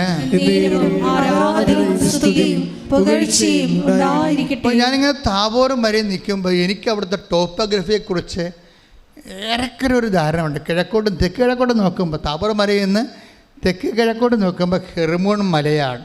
വളരെ അകല ഒരു ക്യാൻവാസിൽ മല വരച്ചതുപോലെ തോന്നത്തുള്ളൂ നമുക്ക്. പക്ഷേ അവിടെ മഞ്ഞ് പെയ്യുന്നത് മനസ്സിൽ എവിടെയോ കുളിര് കോരുന്ന ഒരു അനുഭവം നമുക്കുണ്ടാകും. കാര്യം വി ആർ ഇൻ അനോയിൻറ്റിങ് സ്റ്റേജാണ്. അതിൻ്റെ വലതുവശത്തേക്ക് നോക്കുമ്പോൾ നയീം പട്ടണത്തിൽ നിന്ന് വരുന്നൊരു വഴിയാണ് താഴ്വാരങ്ങൾ കാണുന്നത്. നയീം പട്ടണത്തിലെ ആ വഴിയിലൂടെ ഒരിക്കലൊരു ശവവും വഹിച്ചുകൊണ്ട് ഒരു ചേടത്തി കരഞ്ഞുകൊണ്ട് വന്ന കാര്യം നമ്മളല്ലാതെ ഓർത്ത് പോകടിക്കുമ്പോൾ അപ്പോഴുണ്ട് അത് കരഞ്ഞുകൊണ്ട് ഒരു വിധവ അവൻ്റെ മകനെ ഒരേ ഒരു മകൻ്റെ ശവം അടക്കാൻ വേണ്ടി ഈ വഴിയിലൂടെ പോകുമ്പോഴേ കർത്താവ് ഈ ശവപ്പെട്ടിക്കും ഈ കണ്ണീരിനും കൈ തടയിടും. അതൊരു വല്ലാത്ത സുവിശേഷമാണത്. എന്നിട്ട് എങ്ങനെയാണ് തടയിടണത്? അതൊരു വിധവയാണെന്ന് അവൻ അറിഞ്ഞു. പിന്നെ എന്താണ് അവൻ അറിഞ്ഞത്? അവളുടെ ഏക സന്താനമാണ് ആ മരിച്ചു കിടക്കണമെന്നാണ് അറിഞ്ഞത്. പിന്നെ എന്താണ് അറിഞ്ഞത്? ഇവൻ മറം പറഞ്ഞാൽ അവൾക്ക് ഭക്ഷണം കൊടുക്കാൻ ആരുമില്ലെന്ന്. അങ്ങനെ 3 അറിവുകളാണ് ഈ കൈ തടയിടാൻ വേണ്ടി അതാണ് ക്രിസ്തു എന്ന് പറയണത്. ഇതുപോലെ ആരുടെ ജീവിതം നശിച്ചു പോകുന്നുവോ അവിടെ നമ്മുടെ കൈ തടയിട്ടാൽ ആ സമയത്ത് നീയും ഞാനും ക്രിസ്തുവാകും. അതാണ് ഈസ്റ്ററിൻ്റെ ലക്ഷ്യം. ശ്രുതികട്ടെ ഹല്ലേലൂയ. ഹല്ലേലൂയ ഹല്ലേലൂയ ഹല്ലേലൂയ. ആരാധന ഹല്ലേലൂയ ഹല്ലേലൂയ. ഒരു വാക്കുമതി എനിക്കത് മതിയേ, ഒരു വാക്കുമതി എനിക്കത് മതി. ഒരു വാക്ക് മതി. ഒരുമിച്ച് പാടുക. ഒരു വാക്കുമതി എനിക്കത് മതി, ഒരു വാക്കുമതി എനിക്കത് മതി. പരിശുദ്ധ പരമ ദിവ്യകാരുണ്യത്തിന് ആരാധനയും സ്തുതിയും പുകഴ്ചയും ഉണ്ടായിരിക്കട്ടെ. ഇതാണ് extra ordinary circumstances of life എന്ന് ഞാൻ പറഞ്ഞത്. ജീവിതത്തിൻ്റെ വിശേഷ വിധിയായ സമയം. ഇവിടെ വിധവയ്ക്കൊന്നും ചെയ്യാനില്ല, ഇനി മരിച്ചു കിടക്കുന്ന മകനും ഒന്നും ചെയ്യാനില്ല. ഇനി ഇവിടെ എന്തെങ്കിലും ചെയ്യാനുണ്ടെങ്കിൽ നിൻ്റെ ബന്ധുക്കൾക്കോ സ്വന്തപ്പെട്ടവർക്കോ സുഹൃത്തുക്കൾക്കോ ഒന്നും ഇവിടെ ചെയ്യാനില്ല. ഇവിടെ ദൈവത്തിന് മാത്രമേ എന്തെങ്കിലും ചെയ്യാൻ പറ്റത്തുള്ളൂ. ഇവിടുത്തെ നിയോഗത്തിൻ്റെ ഒരു സ്വാഭാവികത അതാണ്. ദൈവത്തിന് മാത്രമേ എന്തെങ്കിലും ചെയ്യാൻ പറ്റത്തുള്ളൂ. ആ ദൈവം അത് നിനക്ക് വേണ്ടി ചെയ്തിരിക്കാം. നീ പറഞ്ഞാലും ഇല്ലെങ്കിലും, നീ പ്രാർത്ഥിച്ചാലും ഇല്ലെങ്കിലും. അപ്പോൾ ഈ ഒരു മേഖലയിലേക്ക് വരുമ്പോൾ നമ്മൾ ശ്രദ്ധിക്കേണ്ട ഒരു കാര്യമുണ്ട്. ഈ ദൈവത്തെയാണ് നമ്മൾ നിസ്സാര കാര്യങ്ങൾക്കും നിസ്സാര വ്യക്തികൾക്ക് കൊടുത്ത പ്രാധാന്യത്തെ ഓർത്തുകൊണ്ടും ഈ ദൈവത്തെയാണ് നമ്മൾ ഒഴിവാക്കിയത്. നിൻ്റെ അന്ത്യയാത്രയിൽ പോലും ഒഴിവാക്കാത്ത നിൻ്റെ ദൈവത്തെ നീ നിസ്സാരന്മാർക്ക് വേണ്ടി ഒഴിവാക്കിയെങ്കിലേ അതിനേക്കാൾ എന്ത് നിറവുകേടാണ് ഈ ലോകത്തുള്ളത്. പ്രാർത്ഥിക്കുക. കർത്താവേ, ആരെല്ലാം നിന്നെ ഒഴിവാക്കിയാലും നിന്നെക്കുറിച്ചുള്ള സത്യം ഗ്രഹിച്ചിരിക്കുന്ന ഞാൻ നിന്നെ ഉൾക്കൊണ്ടുകൊണ്ട് അന്ത്യം വരെ നിന്റെ സാക്ഷിയാകാൻ സാക്ഷി ജീവിക്കുവാൻ എന്നെ അഭിഷേകം ചെയ്യണം. ഹല്ലേലൂയ.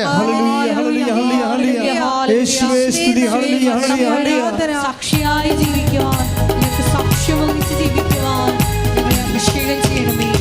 ഞങ്ങൾക്കല്ല കർത്താവേ, ഞങ്ങൾക്കല്ല കർത്താവേ, മഹത്വം മഹത്വം യേശുവിനെ. ഞങ്ങൾക്കല്ല കർത്താവേ, ഞങ്ങൾക്കല്ല കർത്താവേ, മഹത്വം മഹത്വം യേശുവിനെ. കളിമൺ പാത്രങ്ങൾ ഞങ്ങൾ, അയോഗ്യദാസരം ഞങ്ങൾ. കളിമൺ പാത്രങ്ങൾ ഞങ്ങൾ, അയോഗ്യദാസരം ഞങ്ങൾ.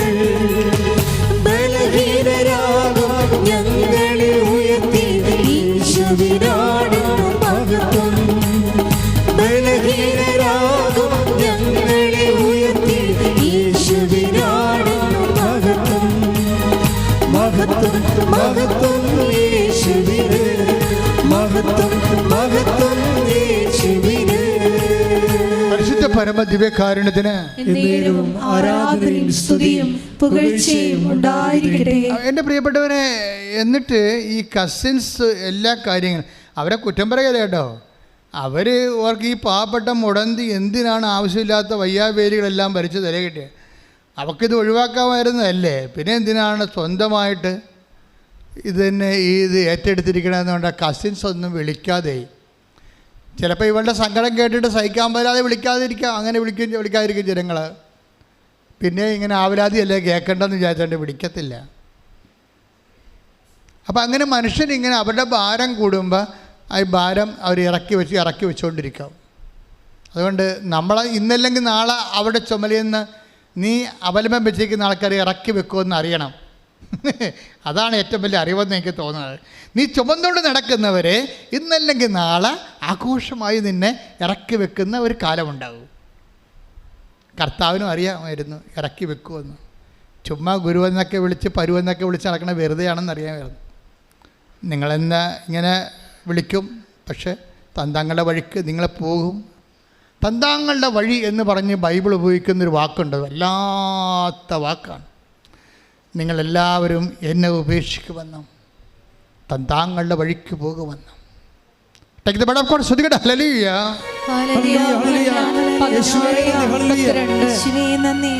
എന്നാൽ നിങ്ങൾ ഓരോരുത്തരും Word of God.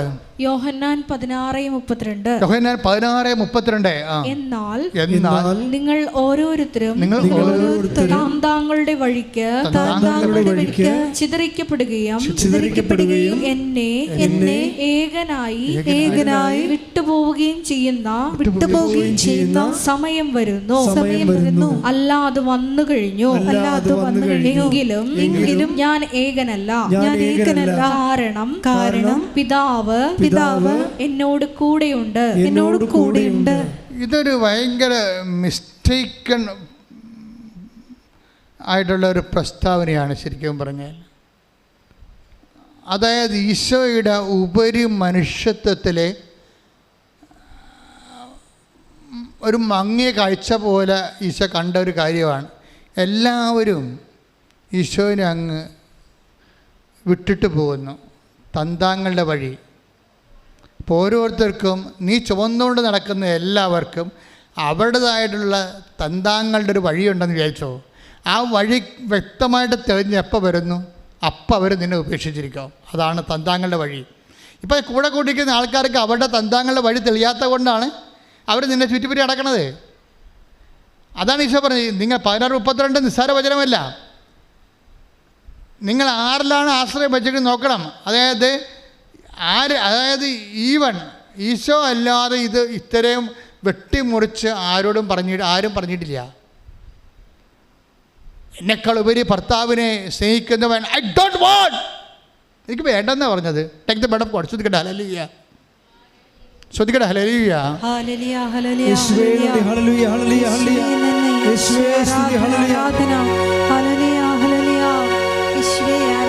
ഞാൻ നിന്നെ കൈവിടുന്നു ഒരു നാളും മറക്കുമോ. ഞാൻ നിന്നെ കൈവിടുന്നു ഒരു നാളും മറക്കുമോ. ആരും മറന്നാലും മറക്കാത്തവൻ അന്ത്യത്തോളം കൂടെയുള്ളവൻ. ആരും മറന്നാലും മറക്കാത്തവൻ അന്ത്യത്തോളം കൂടെയുള്ളവൻ. ഞാൻ നിന്നെ കൈവിടുന്നു ഒരു നാളും മറക്കുമോ. മത്തായി 10:37. മത്തായി സുവിശേഷം 10:37 വാക്യം. എന്നേക്കാൾ അധികം പറഞ്ഞേ. എന്നേക്കാൾ അധികം പിതാവിനെയോ മാതാവിനെയോ സ്നേഹിക്കുന്നവൻ എനിക്ക് യോഗ്യനല്ല. എന്നേക്കാൾ അധികം പുത്രനെയോ പുത്രിയെയോ സ്നേഹിക്കുന്നവനും എനിക്ക് യോഗ്യനല്ല. സ്വന്തം കുരിശെടുത്ത് എന്നെ അനുഗമിക്കാത്തവൻ എനിക്ക് യോഗ്യനല്ല. അപ്പൊ കുരിശാണ് പ്രശ്നം. കർത്താവിന് യോഗ്യമാകുന്നത് ആരാണ്? കുരിശാരാണ് എടുത്തിരിക്കുന്നത്. നമുക്കൊരു ഭാര്യയുണ്ട്, നമുക്ക് ഭർത്താവുണ്ട്. ഇപ്പം ഭർത്താവിനെയൊക്കെ വർഷങ്ങൾ പരിചരിക്കണ ഭാര്യമാരില്ലേ, ഒരു കുരിശിനെ പരിചരിക്കണവർ. നമുക്ക് അധികം ബന്ധമില്ലാത്ത ഭർത്താവിൻ്റെ അപ്പനെ, അത്രയും ബന്ധമില്ല, ഭർത്താവിനോടും ബന്ധമില്ലാത്ത ഭർത്താവിൻ്റെ അപ്പനെ, ഒരു പ്രഷർ രോഗിയെ പരിചരിക്കുന്ന മരുമക്കളില്ലേ, അവരെന്താ ചരിക്കണത്? അവരുടെ കുരിശ് എടുത്തിരിക്കുകയാണിത്. ക്രിസ്തു ഈ ലോകത്ത് വന്നത് സഹനങ്ങളെ സ്വന്തമാക്കി ദൈവത്തെ നമുക്ക് അവകാശമാക്കാനാണ്. കൈയിടിച്ച് കർത്താവ് സ്തുതിക്കട്ടെ. ഹല്ലേലൂയ.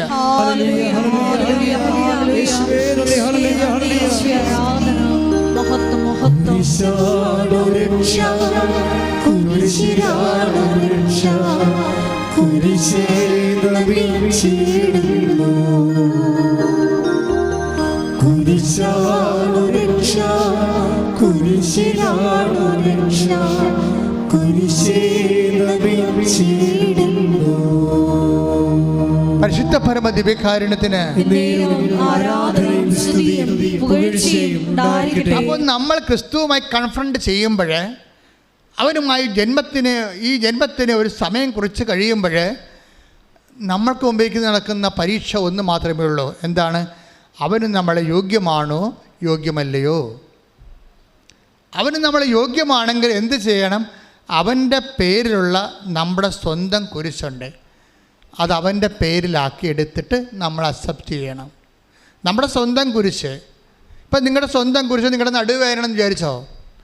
നിങ്ങളുടെ സ്വന്തം കുരിശ് നിങ്ങളുടെ മെനിഞ്ചൈറ്റിസ് ആണെന്ന് വിചാരിച്ചോ? നിങ്ങളുടെ സ്വന്തം കുരിശ് നിങ്ങളെ ഉറക്കമില്ലാത്ത അവസ്ഥയാണെന്ന് വിചാരിച്ചോ? അത് മാറ്റിത്തരണമെന്ന് പറഞ്ഞുകൊണ്ട് ഞാൻ പിച്ചുമ്പയും പറഞ്ഞുകൊണ്ട് രാത്രി മുഴുവൻ അങ്ങോട്ടും ഇങ്ങോട്ടും നടന്ന് എന്തുമാത്രം മനുഷ്യർ നേരം വെളുപ്പിക്കുന്ന. പക്ഷെ ഒരു നിമിഷം നിങ്ങൾ പറയണം, കർത്താവ് ഇതെൻ്റെ കുരിശാണ്, ഇതിപ്പോൾ ഞാൻ നിൻ്റെ പേരിലേക്ക് പ്രമാണം ചെയ്ത് തരുന്നു, ഇത് നിൻ്റെ കുരിശാണ്, ഞാൻ നിൻ്റെ പേരിൽ ഇത് ഞാൻ എൻ്റെ സ്വന്തമായിട്ട് ഞാൻ ചുമക്കുന്നു എന്ന് പറഞ്ഞാൽ you are bearing Jesus, you are Christified. നിങ്ങൾ കർത്താവിനെ വഹിക്കുന്നവരാകും. കൈയിടിച്ച് കർത്താവ്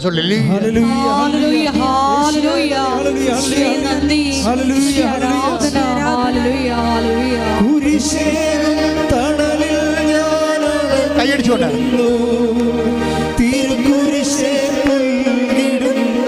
പാടുക സന്തോഷത്തോടെ.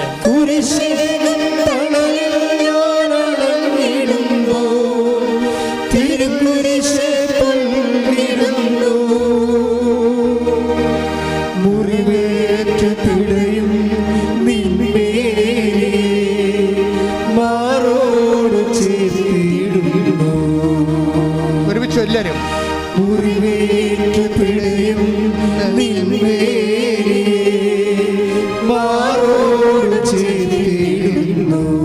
കുരിശാണ് രക്ഷ, കുരിശാണ് രക്ഷ, കുരിശിലാണ് രക്ഷ, കുരിശിൽ നമിച്ചിടുന്നു.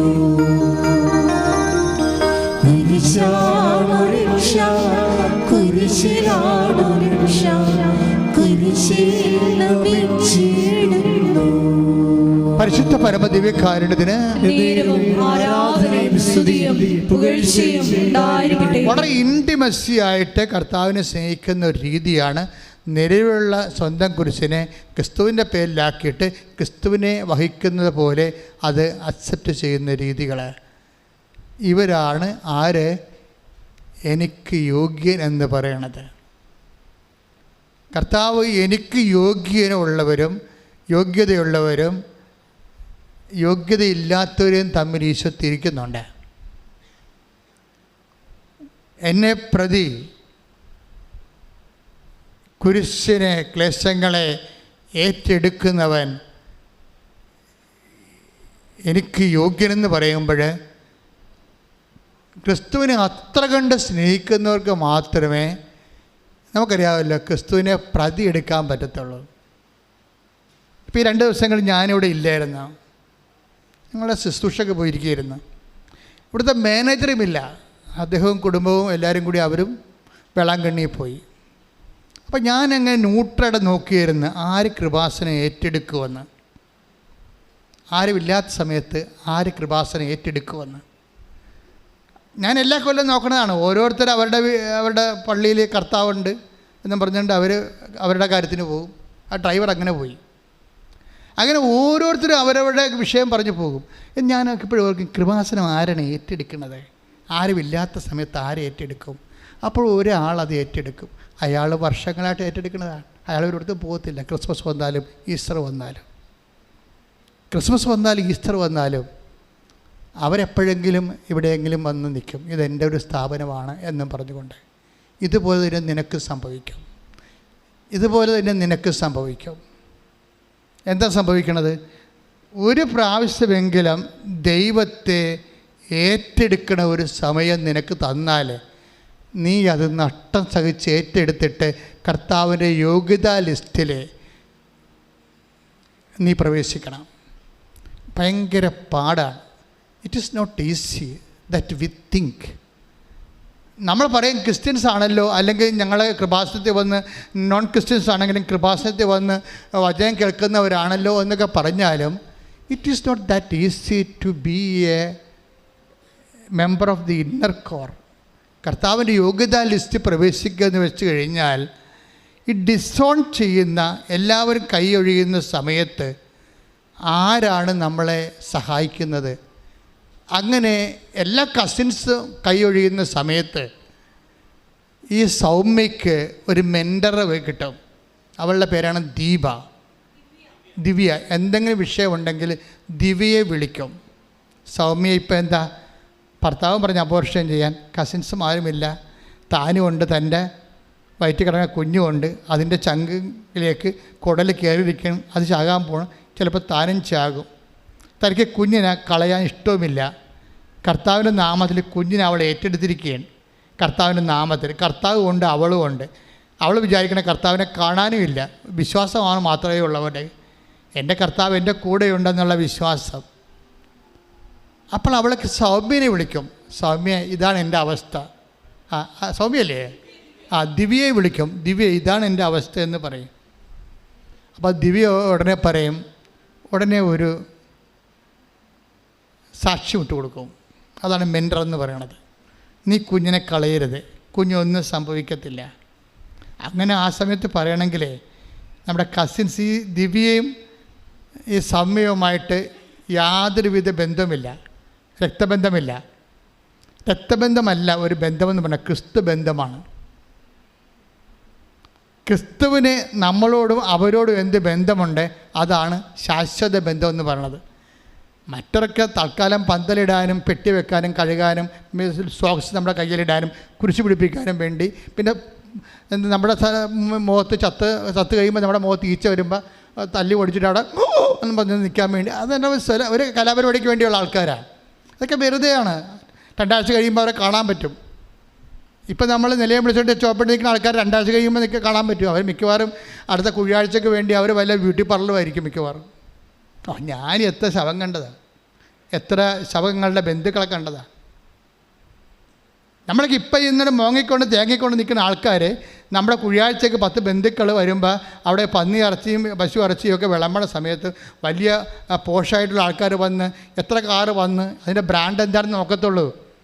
ചത്തവൻ ചത്തുപോയി, ബ്രാൻഡിൻ്റെ എണ്ണിയിട്ട് തൻ്റെ സ്റ്റാറ്റസിൻ്റെ സിമ്പിൾ എണ്ണിയിട്ട് കോളർ വരിക്കാൻ വേണ്ടി നിൽക്കുകയാണ്. അവിടെ മുമ്പിൽ അഭ്യാസം കാണിക്കാൻ വേണ്ടി ബ്യൂട്ടി പാർലറിൽ പോകും. വയലറ്റ് സാരിയെങ്കിൽ വയലറ്റ് സാരി, അതിന് പറ്റിയ മസ്കാരായി, അതിന് പറ്റിയ ലിപ്സ്റ്റിക്കൊക്കെ ഇട്ടുകൊണ്ട് അവരെ വേഷം കിട്ടി അങ്ങോട്ട് വരും. വീഡിയോ ഉള്ളവൻ്റെ മുമ്പ് തിരിഞ്ഞ് നിൽക്കും അവർ.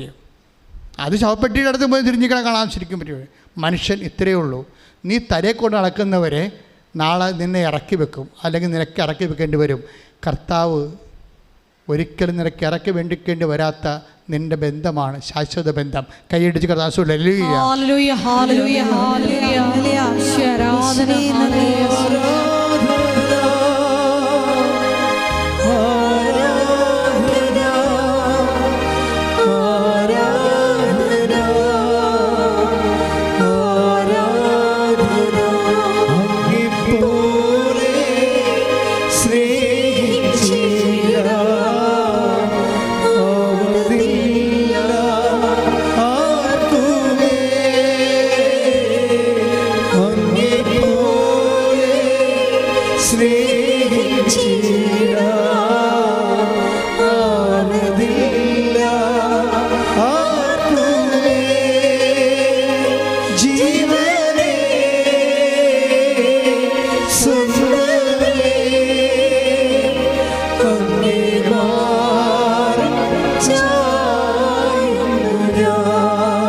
ജീവനേ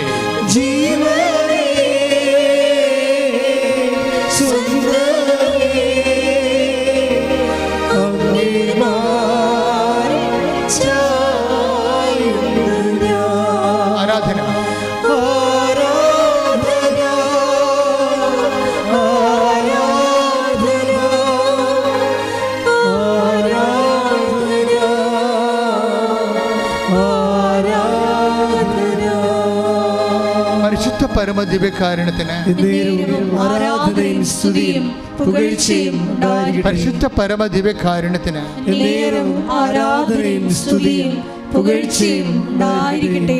അപ്പൊ ദിവ്യ എന്ത് ചെയ്ത്? ദിവ്യ പറഞ്ഞ് ഈ കുഞ്ഞിനൊന്നും സംഭവിക്കത്തില്ല, നീ കൃപാസനം മാതാവിന് കുഞ്ഞിനെ സമർപ്പിക്കണം, എന്നിട്ട് പോയി ഉടമ്പടി എടുക്കാൻ പറഞ്ഞ്. അപ്പോൾ ഈ രണ്ടുപേരും മുടന്തിയവരാണ്. 3 പിഞ്ചു കുഞ്ഞുങ്ങളും ഉണ്ട് അവർക്ക്. ഈ 3 പിഞ്ചു കുഞ്ഞുങ്ങളെയും കൊണ്ട് ഈ മുടന്തനായ ഭർത്താവും മുടന്തനായ ഭാര്യയും ഗർഭിണിയായി വയറും വലിച്ചുകൊണ്ട് ഉടമ്പടി എടുക്കാൻ വരും. പക്ഷെ അവർ മുകളിൽ കയറും, പക്ഷെ ഉടമ്പടി അവർക്ക് എടുക്കാൻ പറ്റത്തില്ല. അവർക്ക് ഇരിക്കാൻ പറ്റണില്ല. അവർക്ക് ഇരിക്കാൻ പറ്റാതെ പകുതി ഉടമ്പടി ക്ലാസ് ആകുമ്പോൾ അവർ ഇറങ്ങി കഷ്ടപ്പെട്ട് വേദനിച്ച് അവർ ഇറങ്ങിപ്പോരും. ഇറങ്ങി നേർച്ച വസ്തുക്കളൊക്കെ മേടിച്ചുകൊണ്ട് പോകും. ബാക്കിയുള്ള ഉടമ്പടി അല്ലാത്ത നേർച്ച വസ്തുക്കൾ കിട്ടത്തില്ലേ, അതൊക്കെ വാങ്ങിച്ചുകൊണ്ട് പോകും. എന്നിട്ട് പിന്നീട് അവരെ ആ നേർച്ച വസ്തുക്കളൊക്കെ ഉപയോഗിച്ചും പ്രാർത്ഥിച്ചുമൊക്കെ ഈ ദിവ്യയുടെ കൂടെ, അതൊരു മെൻറ്റർഷിപ്പല്ലേ ഉള്ളത്, അവിടെ കൂടെ ഇവളുടെ ഡെസ്റ്റിനേഷനിലേക്ക് അവൾ പോവുകയാണ്. അവൾ അവസാനം ആശുപത്രിയിൽ പോകും, ഓപ്പറേഷൻ നടത്തും.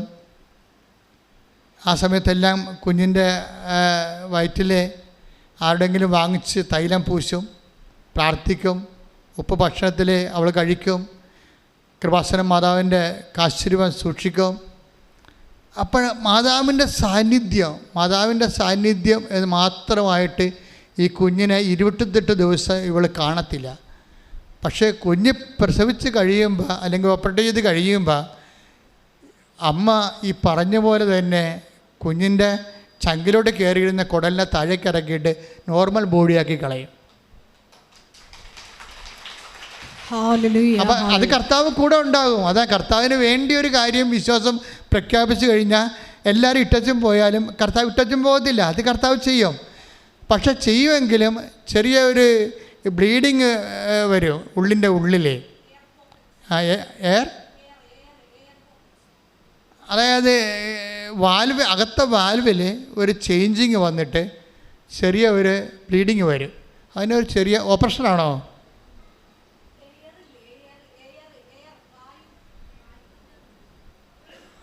അതായത് അത് 28 ദിവസം ഇങ്ങനെ അവർ വെന്റിലേറ്ററല്ല ICUവിൽ കിടക്കും. അപ്പോൾ 28 ദിവസം കുഞ്ഞിനെ കാണാൻ പറ്റത്തില്ല അവർക്ക്. അപ്പോൾ 28 ദിവസം ട്രീറ്റ്മെൻറ്റിൽ കിടക്കുമ്പോൾ കാശുരൂപം മാത്രം കുഞ്ഞിൻ്റെ തൊട്ടിൽ വെച്ച് കൊടുക്കും മാതാവിൻ്റെ. അമ്മയോട് പറയും, അമ്മേ എനിക്ക് കുഞ്ഞിനെ കാണാൻ പറ്റത്തില്ല, പക്ഷേ അമ്മയ്ക്ക് കുഞ്ഞിനെ കാണാൻ പറ്റും. അമ്മ ഈ കുഞ്ഞിനെ സുഖപ്പെടുത്തി എനിക്ക് 4ാമത്തെ കുഞ്ഞായിട്ട് തിരിച്ചു തരണമെന്ന് പറയും. അപ്പം ഇങ്ങനെ ഓരോ സമയത്തും നല്ല മെൻറ്ററെ പോലെ ഈ ദിവ്യ ഇവരെ സപ്പോർട്ട് ചെയ്തുകൊണ്ടിരിക്കും. പിന്നെ ഭർത്താവും അവരെ കൂടെ ഭർത്താവിന് അവളുടെ ഹെൽത്ത് ഉദ്ദേശിച്ചിട്ടാണ് അയാളങ്ങനെ പറഞ്ഞതെങ്കിലും ആ വിശ്വാസ പ്രഖ്യാപനത്തിൽ കുടുംബം മൊത്തമായിട്ട് വിജയിക്കും. ഈ കുഞ്ഞിനെ ജീവനോടെ കിട്ടിയിട്ട് അവർ കഴിഞ്ഞ ദിവസം ഇവിടെ ഒന്ന് സാക്ഷ്യം പറയും. ചില സമയത്ത് ഞാൻ എന്തിനാണ് സാക്ഷ്യം ഇന്നെടുത്തതെന്ന് ചോദിച്ചു കഴിഞ്ഞാൽ അതിൻ്റെ അകത്ത് ഒന്ന് കഴിഞ്ഞ ശനിയാഴ്ചത്തെ വലിയ ശനിയാഴ്ച വന്നൊരു സാക്ഷ്യമാണ്. 1 കൊല്ലം ദൈവം അവരിൽ പ്രവർത്തിച്ചിട്ട് തിരിച്ച് ഈ ദുഃഖാഴ്ചയിലേക്ക് വരുമ്പോൾ ദൈവം ആ ഫയൽ ഭയങ്കരമായിട്ട് നല്ല ക്ലിയറായിട്ട് ക്ലോസ് ചെയ്യുന്നുണ്ട്, ഭംഗിയായിട്ട് ക്ലോസ് ചെയ്യുന്നു. അവർ സുവിശേഷത്തിന് വലിയ സാക്ഷികളായിട്ട് അവരെ മാറ്റുന്നു. പക്ഷെ അവിടെ വരണത് ഇക്കാലങ്ങളിൽ നമ്മൾ കണ്ടിരിക്കുന്നത് ഈ വീണു പോകുന്ന ആൾക്കാരെ ദൈവത്തിൻ്റെ നാമത്തിൽ വിശ്വാസത്തിൽ ഉറപ്പിച്ച് നിർത്തുന്ന, അതിനാണ് മെൻറ്റർ എന്ന് പറയണത്. ഉടമ്പടിയിലെ പ്രഖ്യാപിതമായ ദൈവദൗത്യമാണ് മെൻറ്ററിങ് എന്ന് പറയുന്നത്, മരിയൻ മെൻറ്റർ. അതായത് ക്രിസ്തുവിലെ ഒരാളെ താങ്ങി നിർത്തുക, വിശ്വാസ വീഴ്ചകളിൽ വീണു പോകാതെ നിലനിർത്തുക, ക്രിസ്തുവിനെ അറിയിക്കുക, അറിഞ്ഞവരെ ആഴപ്പെടുത്തുക. ഇങ്ങനെയുള്ള ഒരു വലിയ നടപടിക്രമമാണ് എന്നെ ഇവിടെ എത്തിച്ചത്. മാതാവ് പ്രത്യക്ഷപ്പെടുന്ന രീതിയിലും ഉടമ്പടി പ്രാർത്ഥന നൽകുന്ന രീതിയിലും അതിൽ 10,000 സാക്ഷ്യം വഹിച്ചുകൊണ്ട് ദൈവത്തെ കൈമാറ്റി മാറുന്ന രീതിയിലേക്ക് ഉയർത്തിയതിൻ്റെ പേരിൽ ഈ മെൻറ്ററിങ് ആവുള്ളത്. എന്താ, ഞാൻ എൻ്റെ കുഞ്ഞുനാളിൽ 6ാം ക്ലാസ്സിൽ പഠിക്കുമ്പോൾ ഞങ്ങളുടെ ഒക്കേഷൻ പ്രൊമോട്ടറായിട്ട് ദേവിളിയുടെ പ്രൊമോട്ടർ അവിടെ വരും. അങ്ങേരെന്ന് പറഞ്ഞ വാക്ക് ബോർഡിൽ എഴുതിയിട്ട് ഞാൻ ഇപ്പോൾ ഓർക്കുന്നുണ്ട്. നിങ്ങൾ ലോകം മുഴുവനും പോടാം, എല്ലാ സൃഷ്ടികളോടും സുവിശേഷം പ്രസംഗിക്കണം. അപ്പോൾ ഞാൻ ഫ്രണ്ട് ബെഞ്ചിൽ ഇരിക്കുകയാണ്. ഞാൻ എല്ലാ കാര്യങ്ങളിലും ഫ്രണ്ട് ബെഞ്ച്, ചെറിയ പൊക്കമായി ഇല്ല, ആരോഗ്യമില്ലാത്ത കൊണ്ട് എപ്പോഴും നമ്മൾ ഫ്രണ്ടിലാണ് ഇരിക്കണത്. ബാക്കിൽ പോയാൽ പിള്ളേർ തള്ളി തന്നെ മാറ്റും അവിടെ ഞാൻ പിന്നെ മുമ്പിൽ തന്നെ വന്നിരിക്കും എല്ലാ കാര്യങ്ങളിലും. അപ്പോഴേ അവിടെ ഞാൻ ആദ്യം കണ്ട വാക്കാണ് നിങ്ങൾ. അന്ന് എനിക്ക് വചനമൊന്നും അറിയാൻ പാടില്ല. അന്ന് വചനം മലയാളത്തിലാക്കിയിട്ടുമില്ല.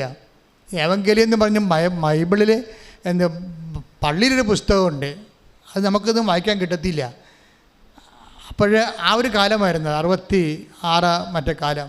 അപ്പം നിങ്ങൾ ലോകം മുഴുവനും പോവുക, എല്ലാ സൃഷ്ടികളോടും സുവിശേഷം പ്രസംഗിക്കുക. അപ്പോൾ എൻ്റെ മനസ്സിൽ വന്നതാണ് ഇങ്ങനെ കർത്താവിനെ എല്ലാവരെയും അറിയിക്കണമെന്ന്. അത് എനിക്കറിഞ്ഞിട്ട് ഞാൻ എൻ്റെ മനസ്സിൽ തന്നതല്ല, ദൈവം മനഃപൂർവ്വം ഇടിച്ചു കുത്തി എൻ്റെ മനസ്സിലോട്ട് ഇറക്കി തന്നതാ. ഇതാണ് നിൻ്റെ വഴി, നീ ഇതിലേ പോകാൻ പറഞ്ഞത്. പിന്നെ ഞാൻ 10ാം ക്ലാസ്സിലെത്തിയപ്പോൾ യേശുദാസ് അച്ഛൻ വന്ന് IMS മരിച്ചുപോയി. ഇപ്പോൾ അദ്ദേഹം വന്ന് ബോർഡ് എഴുതിയ വാക്കാണ് വിളവ് അധികം വേലക്കാരോ ചുരുക്കം. വിളവിൻ്റെ വയലിലേക്ക് വേലക്കാരെ വിളിക്കാനും പ്രാർത്ഥിക്കണം, അപ്പോഴും കർത്താവിൻ്റെ വേലക്കാരനാകണം എന്നുള്ള ചിന്ത. അത് ഞാൻ മൈനസമാരി ചേർന്നിട്ട് എൻ്റെ പഴയ നോട്ട് പുസ്തകങ്ങളുടെ ബാക്കി 10ാം ക്ലാസ്സിൽ പഠിച്ച് എഴുതി മാറ്റിയതിൻ്റെ ബാക്കി എല്ലാ നോട്ട് പുസ്തകത്തിൻ്റെ ബാക്കിൽ 5-8 പേജ് എഴുതാത്തതുണ്ടാവും. അപ്പോൾ ഞാൻ വീട്ടിൽ നിന്ന് അതെല്ലാം കുത്തിക്കെട്ടിയെടുത്ത് ഓണത്തിന് പോയപ്പോൾ ആ പഴയ നോട്ട് ബുക്കിലെ പേജുകളെല്ലാം കുത്തിയെടുത്ത് ബ്ലേഡ് കൊണ്ട് മുറിച്ചെടുത്തിട്ട് അതിന് തന്നെത്താൻ ഒരു ബൈൻഡൊക്കെ ഒപ്പിച്ച് ഒരു നോട്ട് ഡയറി പോലെ ഞാൻ സൂക്ഷിക്കുമായിരുന്നു. അപ്പോൾ അതിൻ്റെ അകത്ത് ആദ്യം പേജ് എഴുതിയിരിക്കണ ഇതാണ്: ലോകം മുഴുവനും പോവുക, എല്ലാ സൃഷ്ടികളോടും സുവിശേഷം പ്രസംഗിക്കുക. അന്ന് പ്രേക്ഷിത വിഷൻ സൺഡേക്ക് ലേഖനം എഴുതിയതും ഞാൻ ഈ പ്രേക്ഷിത പ്രവർത്തനത്തെക്കുറിച്ചാണ്. പ്രേക്ഷിത പ്രവർത്തനത്തിന് വേണ്ടി നമ്മൾ ആ പ്രേക്ഷിത പ്രവർത്തനമാണ് ഇന്ന് ഉടമ്പടിയിലൂടെ ദൈവം നിങ്ങളെക്കൊണ്ട് ചെയ്യിക്കുന്നത്. ക്രിസ്തുവിനെ അറിയാത്തവരെ അറിയിക്കുക, അറിഞ്ഞവരെ ആഴപ്പെടുത്തുക. അത് ദൈവം ആദ്യം നമുക്ക് തന്നതാണ്. വിശ്വാസത്തിൽ ആടി നിൽക്കുന്നവരെ ഉറപ്പിക്കുക, വിശ്വാസമില്ലാത്തവർക്ക് വിശ്വാസം കൊടുക്കുക. ദിവ്യ അതാണ് ചെയ്തത്. അവരുടെ പാദങ്ങളെക്കുറിച്ചാണ് പറയണത്. മലമുകളിൽ അത് സുന്ദരമാണെന്ന്. ആ മലമുകളെന്ന് പറഞ്ഞാൽ ജെറുസലേം മലമുകളാണ്. ജെറുസലേം മലമുകളെന്ന് പറഞ്ഞാൽ സ്വർഗീയ മലമുകളാണ്. സ്വർഗത്തിലൂടെ പാദങ്ങൾ തിളങ്ങണം എന്നാണ് പറയണത്. ശ്രുതികട്ടെ ഹല്ലേലൂയ, ഹല്ലേലൂയ, ഹല്ലേലൂയ, ഹല്ലേലൂയ. യേശുവേ നന്ദി, ഹല്ലേലൂയ, ഹല്ലേലൂയ, ഹല്ലേലൂയ. യേശുവേ ആരാധന, ആരാധന, ആരാധന. ഉന്നതൻ നീ, അത്യുന്നതൻ നീ, നിന്നെ പോലൊരു ദൈവമില്ല. ഉന്നതൻ നീ, അത്യുന്നതൻ നീ, നിന്നെ പോലൊരു ദൈവമില്ല. അത്ഭുതമാ, അതിശയമാ, നീ മാത്രമേ ദൈവമെന്നും. അത്ഭുതമാ, അതിശയമാ, നീ മാത്രമേ ദൈവമെന്നും. എല്ലാവരും എഴുന്നേൽക്കുക, എല്ലാവരും എഴുന്നേൽക്കുക. രോഗസൗഖ്യ പ്രാർത്ഥനയ്ക്ക് പ്രവേശിക്കുകയാണ്.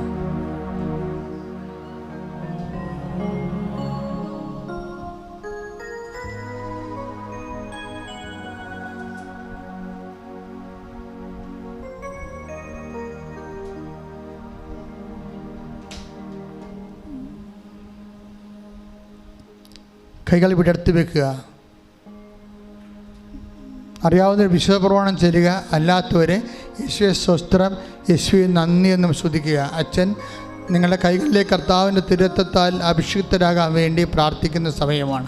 സ്തുതികട്ടെ ഹല്ലേലൂയ, ഹല്ലേലൂയ, ഹല്ലേലൂയ, ഹല്ലേലൂയ. യേശുവേ നന്ദി, യേശുവേ നല്ലവനായ ഈശോയുടെ ഉന്നതമായ നാമത്തിന് സ്വസ്ഥം ചെയ്യുന്ന കർത്താവേ, കർത്താവേ, നിൻ്റെ വിശുദ്ധമായ രക്തം കർത്താവേ അങ്ങയുടെ കൈകളിലേക്ക് തളിക്കണമെന്ന് പ്രാർത്ഥിക്കുന്നു കർത്താവേ. കർത്താവ് ഈ കൈകൾ അവരുടെ ശരീരത്തിൽ വെച്ച് പ്രാർത്ഥിക്കുമ്പോൾ അവരാരെക്കുറിച്ച് ഓർക്കുന്നു അവർക്ക് വേണ്ടി കൂടി കർത്താവെ ദൈവിക ശക്തിയുടെയും സൗഖ്യത്തിൻ്റെ ഉപകരണമായി കൈകളെ മാറ്റണമെന്ന് പ്രാർത്ഥിക്കുന്നു. ശ്രുതികട്ടെ ഹല്ലേലൂയ. ഹല്ലേലൂയ ഹല്ലേലൂയ ഹല്ലേലൂയ. ഈശോയെ ആരാധന. ഹല്ലേലൂയ ഹല്ലേലൂയ ഹല്ലേലൂയ ഹല്ലേലൂയ ഹല്ലേലൂയ ഹല്ലേലൂയ ഹല്ലേലൂയ യേശുവേ സ്തുതി. ഹല്ലേലൂയ ഹല്ലേലൂയ. നാഥാവരേ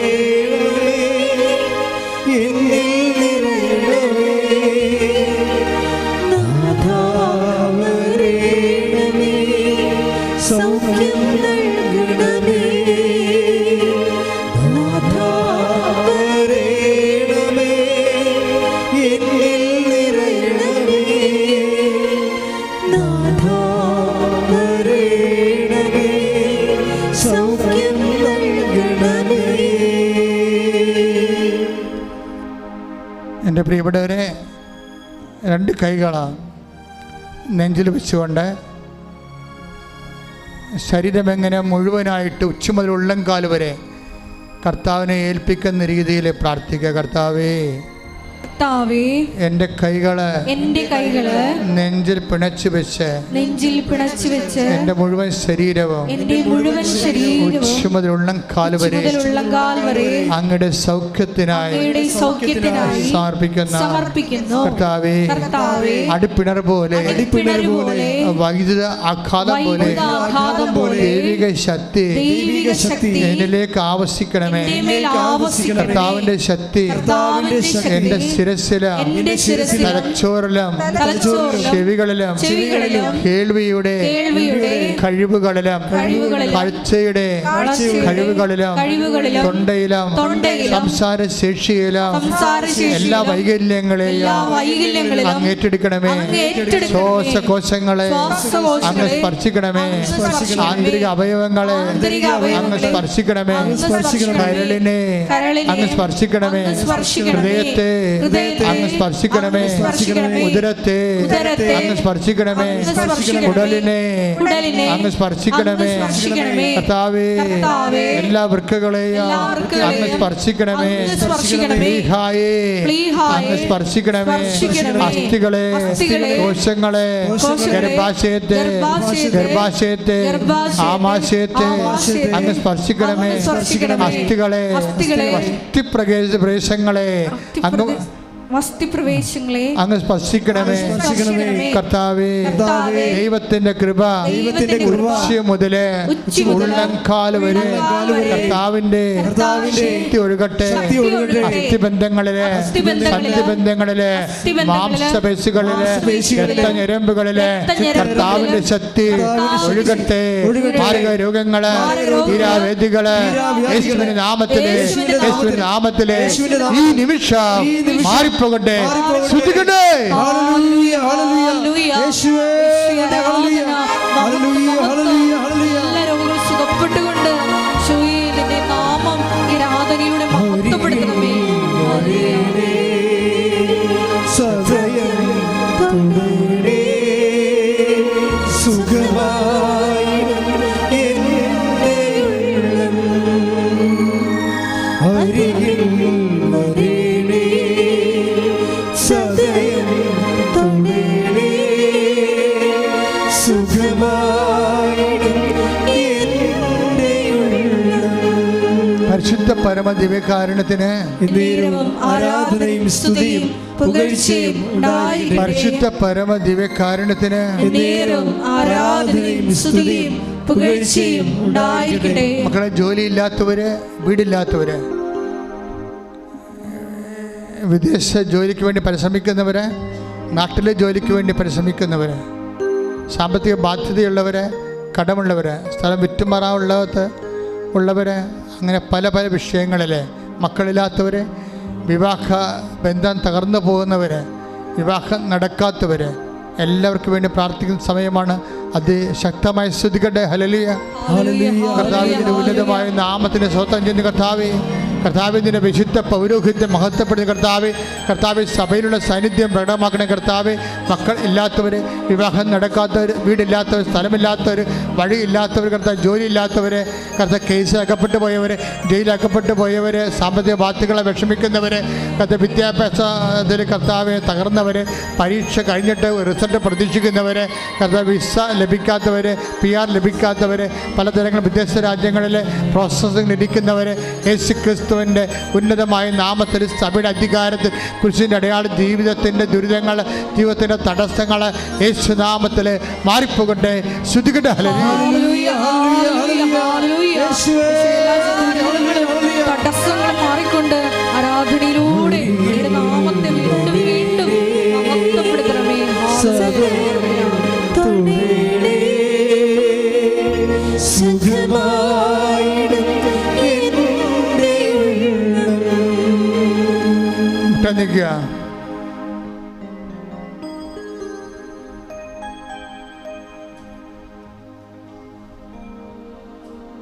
മൗനമായി പ്രാർത്ഥിക്കുക.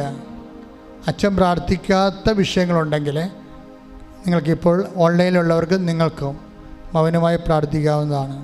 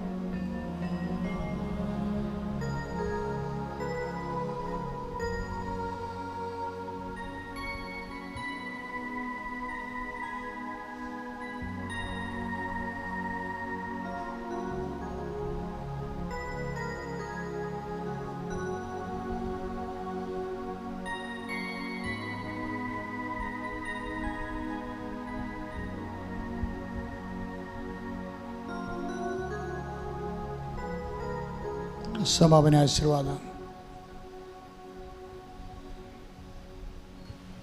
ഒരിക്കൽ കൂടി മരിയൻ ഉടമ്പടിയിൽ സമർപ്പിച്ചിരിക്കുന്ന എല്ലാ വിഷയങ്ങളും ദൈവമാതാവിൻ്റെ മധ്യസ്ഥയിൽ ദിവ്യകാരുണ്യ സന്നിധിയിൽ സമർപ്പിച്ച് ഒരു നിമിഷം പ്രാർത്ഥിക്കാം. നമ്മുടെ കൂടെ ആരെല്ലാം ഉപേക്ഷിച്ചാലും നിത്യതയോളം ഞങ്ങളുടെ കൂടെ സഞ്ചരിക്കുന്ന അവിടുത്തെ സ്നേഹത്തെ ഈ വചനത്തിലൂടെ, ഈ ആരാധനയിലൂടെ വെളിപ്പെടുത്തി തന്നതിന് നന്ദി പറയുന്നു. ഞങ്ങളെ പ്രതിഷ്ഠീകരണത്തിൻ്റെ സാക്ഷികളാക്കി ഉയർത്തണമേ എന്ന് പ്രാർത്ഥിച്ചുകൊണ്ട് ശിരസ് നമിച്ച് നമുക്ക് ദിവ്യകാരുടെ നാഥൻ്റെ ആശീർവാദം സ്വീകരിക്കാം.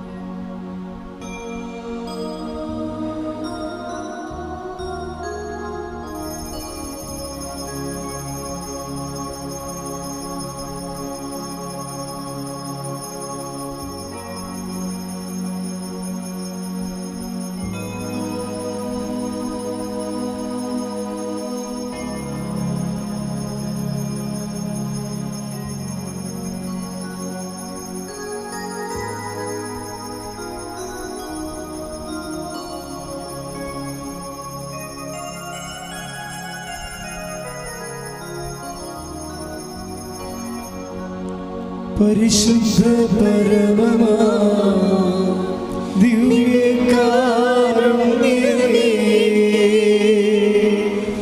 എന്നുമെന്നും അങ്ങേയ്ക്കാരാധന. പരിശുദ്ധ പരമമാ ദിവ്യകാരുണ്യമേ, എന്നുമെന്നും